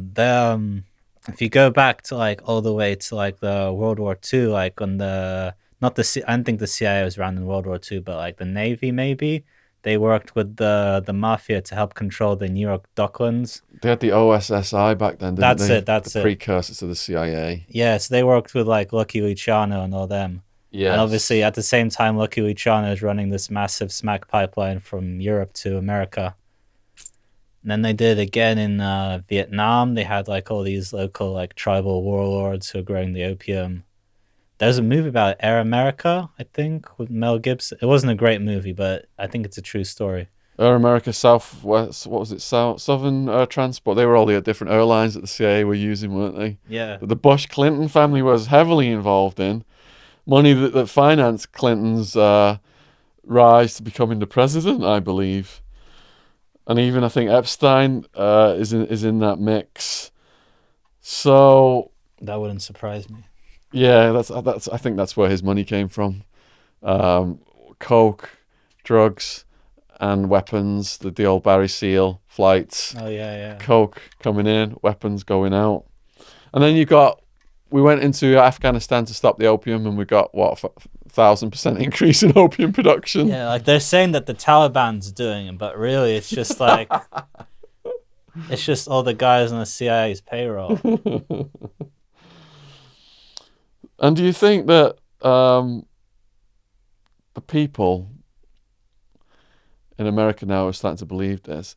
Do you think these people are ever going to get out of prison who are doing these life sentences for crack cocaine in the 80s, black people in particular, that were taking the same cocaine that the CIA were brought in? Yeah. Do you think that they'll ever get out of prison, these guys? Man, because it's becoming more of like a political issue. They're letting some of the weed heads out now. Yeah. They're letting some of the crack guys out as well. I'm not sure how far it goes back, but I've heard some of it. Anyone who's in prison for weed possession in America should be immediately released, I believe. Yeah. That is pathetic. I'd go further. I think that when the legal weed is around, they should be the first in the line to get like licenses for distribution. Like, because you're not gonna give them that time back, but Yeah, give them a job. yeah, like it's not fair that like if you're like some like poor black kid in the hood, you got caught with like a couple of ounces, and then like you have to sit out on this great green rush, while these big corporations are moving in. So have you interviewed any British gangsters? Yeah. So I called up some of my old mates from back in the day in London and in Nottingham. The Nottingham guy. Sorry, he's paranoid as fuck. He has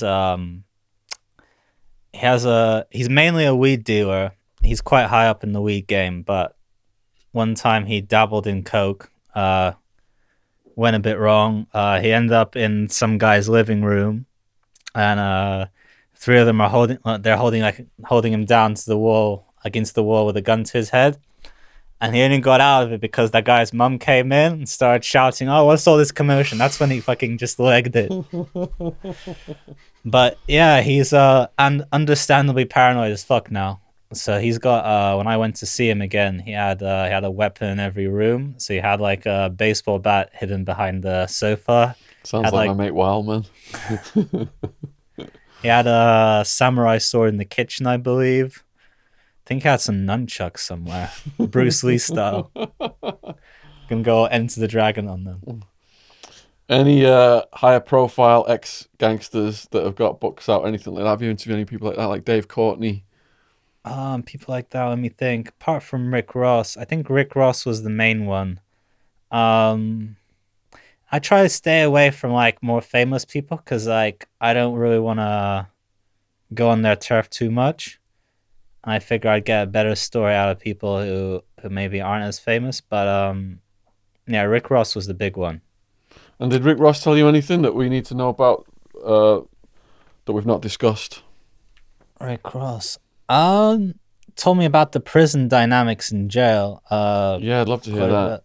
Because like as you probably know, it's very racialized. All racial. In American prisons. He didn't have any trouble off the Aryan Brotherhood, like the main white gang himself. But there was like a couple of times, like, cause like he tried to chill with everyone. But there are a couple of times like some white guys tried to be mates with him and stuff, and just the Aryans wouldn't let them. And there was one guy called Todd McCormick, I think that was his name, and like they said he couldn't be mates with Rick Ross. And then like one time when Rick wasn't around, they just took him to a cell and they beat him with locks and socks. So that was pretty fucked up. And I have another mate who's also in the book, Seth Ferranti. I think you might have met him or talked to him sometime because he does some stuff for Vice. He was like he was on the U.S. Marshals top 15 most wanted fugitives for a while. But he was just like a teenage like weed dealer in way over his head. Tried to fake his own death, and then this was the Clinton era when he got caught. So this is like the 90s where they're coming down hard on this sort of thing. He ended up getting 25 years just for like weed and LSD, not even like crack, just weed and LSD. So that was fucked up, and he told me a lot about like the racial dynamics there as well. So he was like mates with this like wild country boy. I forgot his name. Johnny Death Row. And one time there were some black guys that just come on the wing, and they're obviously quite new, and then they don't like know much about the racial politics of the unit, and they're trying to watch TV in the white room. So him and Johnny Death Row went over there, and like Seth was like trying to be polite, as like, guys, like if you guys want to watch TV, there's the black room just across the hall. But then like black guys kind of didn't take it very well. I think that one of them said something like "fuck you, cracker," and then Johnny Death Row clocked one of them on the nose. Like blood started pouring. So Seth like quickly had to drag away this fucking crazy ass country boy back to his cell, and then like he had to talk to the black shot caller on the wing to make sure like a full blown like race riot didn't kick off in the prison. It's nuts there, man. Like we don't really have that in the UK. Like we have gangs, but all the gangs I saw in UK prison, they're all just basically street gangs. So it's like, oh, you're from Brixton, I'm from Peckham, fuck you. But it wasn't like racially divided like it is in the States. It's postcodes. Yeah, yeah, yeah. At least in London, I don't know how it is like in other parts of the UK, but in London it was mainly like postcode gangs. So what are you going to do next?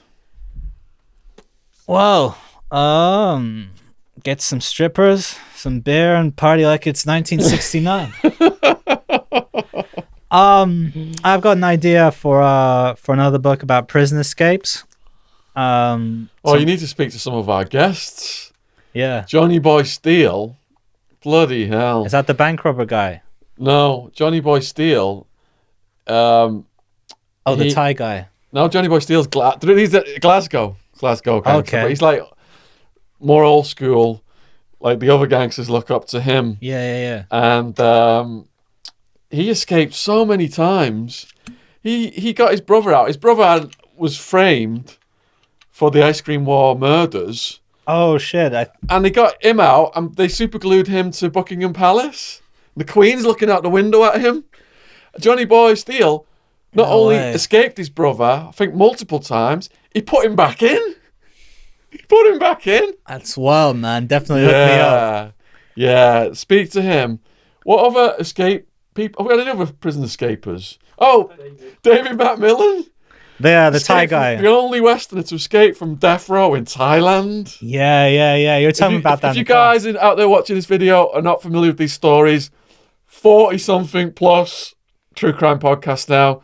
Got a whole playlist. Go down the playlist. Go back and watch these fascinating stories. David Macmillan, man, the way he describes escaping out of this Thai death row. He's written a book on it called Escape. Bloody hell. Honestly, we were like, on the edge of our seats, yeah. There's one guy I wrote to. I'm hoping I haven't like asked him if he's gonna go in yet or not. But like there's this French guy called Redouane Faïd. Where's he based now? He's back in prison in France. His trial's coming up in a couple of weeks. But he escaped from prison twice. I think the first time he had some explosives smuggled in. He was just blasting his way through the doors, throwing explosives in the doors. And then last year he escaped again on helicopter. He was on a visit with his brother, and suddenly this commando team swoops down into the yard, blows their way through the doors. They all have assault rifles, snatch him up, and he runs away. But then they caught him again, and now I think he's gonna probably going away for a long time. But we're pen pals now. Wow. Sounds pretty wild. He's very into his gangster movies as well. Yeah. I think at one point, one bank robbery he did, him and his crew all wearing the ex-president's masks, like in Point Break. Point Break, yeah, I remember that one. Yeah, so he'd be quite interesting to have. So the next book's going to be about prison escapes. How to break out of jail, coming soon. A guide. I highly recommend your book, and I'm gonna leave a 5-star review on Amazon. Dope World. Like I said at the very beginning of this podcast, all of the links are in the description box below this video. If this is available worldwide on Amazon, ebook, paperback, and audiobook, I believe. If you want to go over to Niko's socials, description box, we've got all the links. If you want to subscribe to the channel, help support the True Crime Podcast, that logo now is in the bottom left-hand corner of the screen. There's a logo now. You can just click on it and subscribe to the channel. If you've got any questions for Niko, please put them in the comments section below this video. I'm sure that Niko will be reading your feedback / abuse and comments. Other links below. We've got donation links, and we've got all my socials as well. So, man, I love that cover. It's so bright and yellow. Yeah, thanks for coming on, man. Really appreciate it. Yeah, thanks for having me, man. You're welcome, man. Yeah, cheers, brother. Good luck with what you're doing. In a bit. Yeah. Thanks.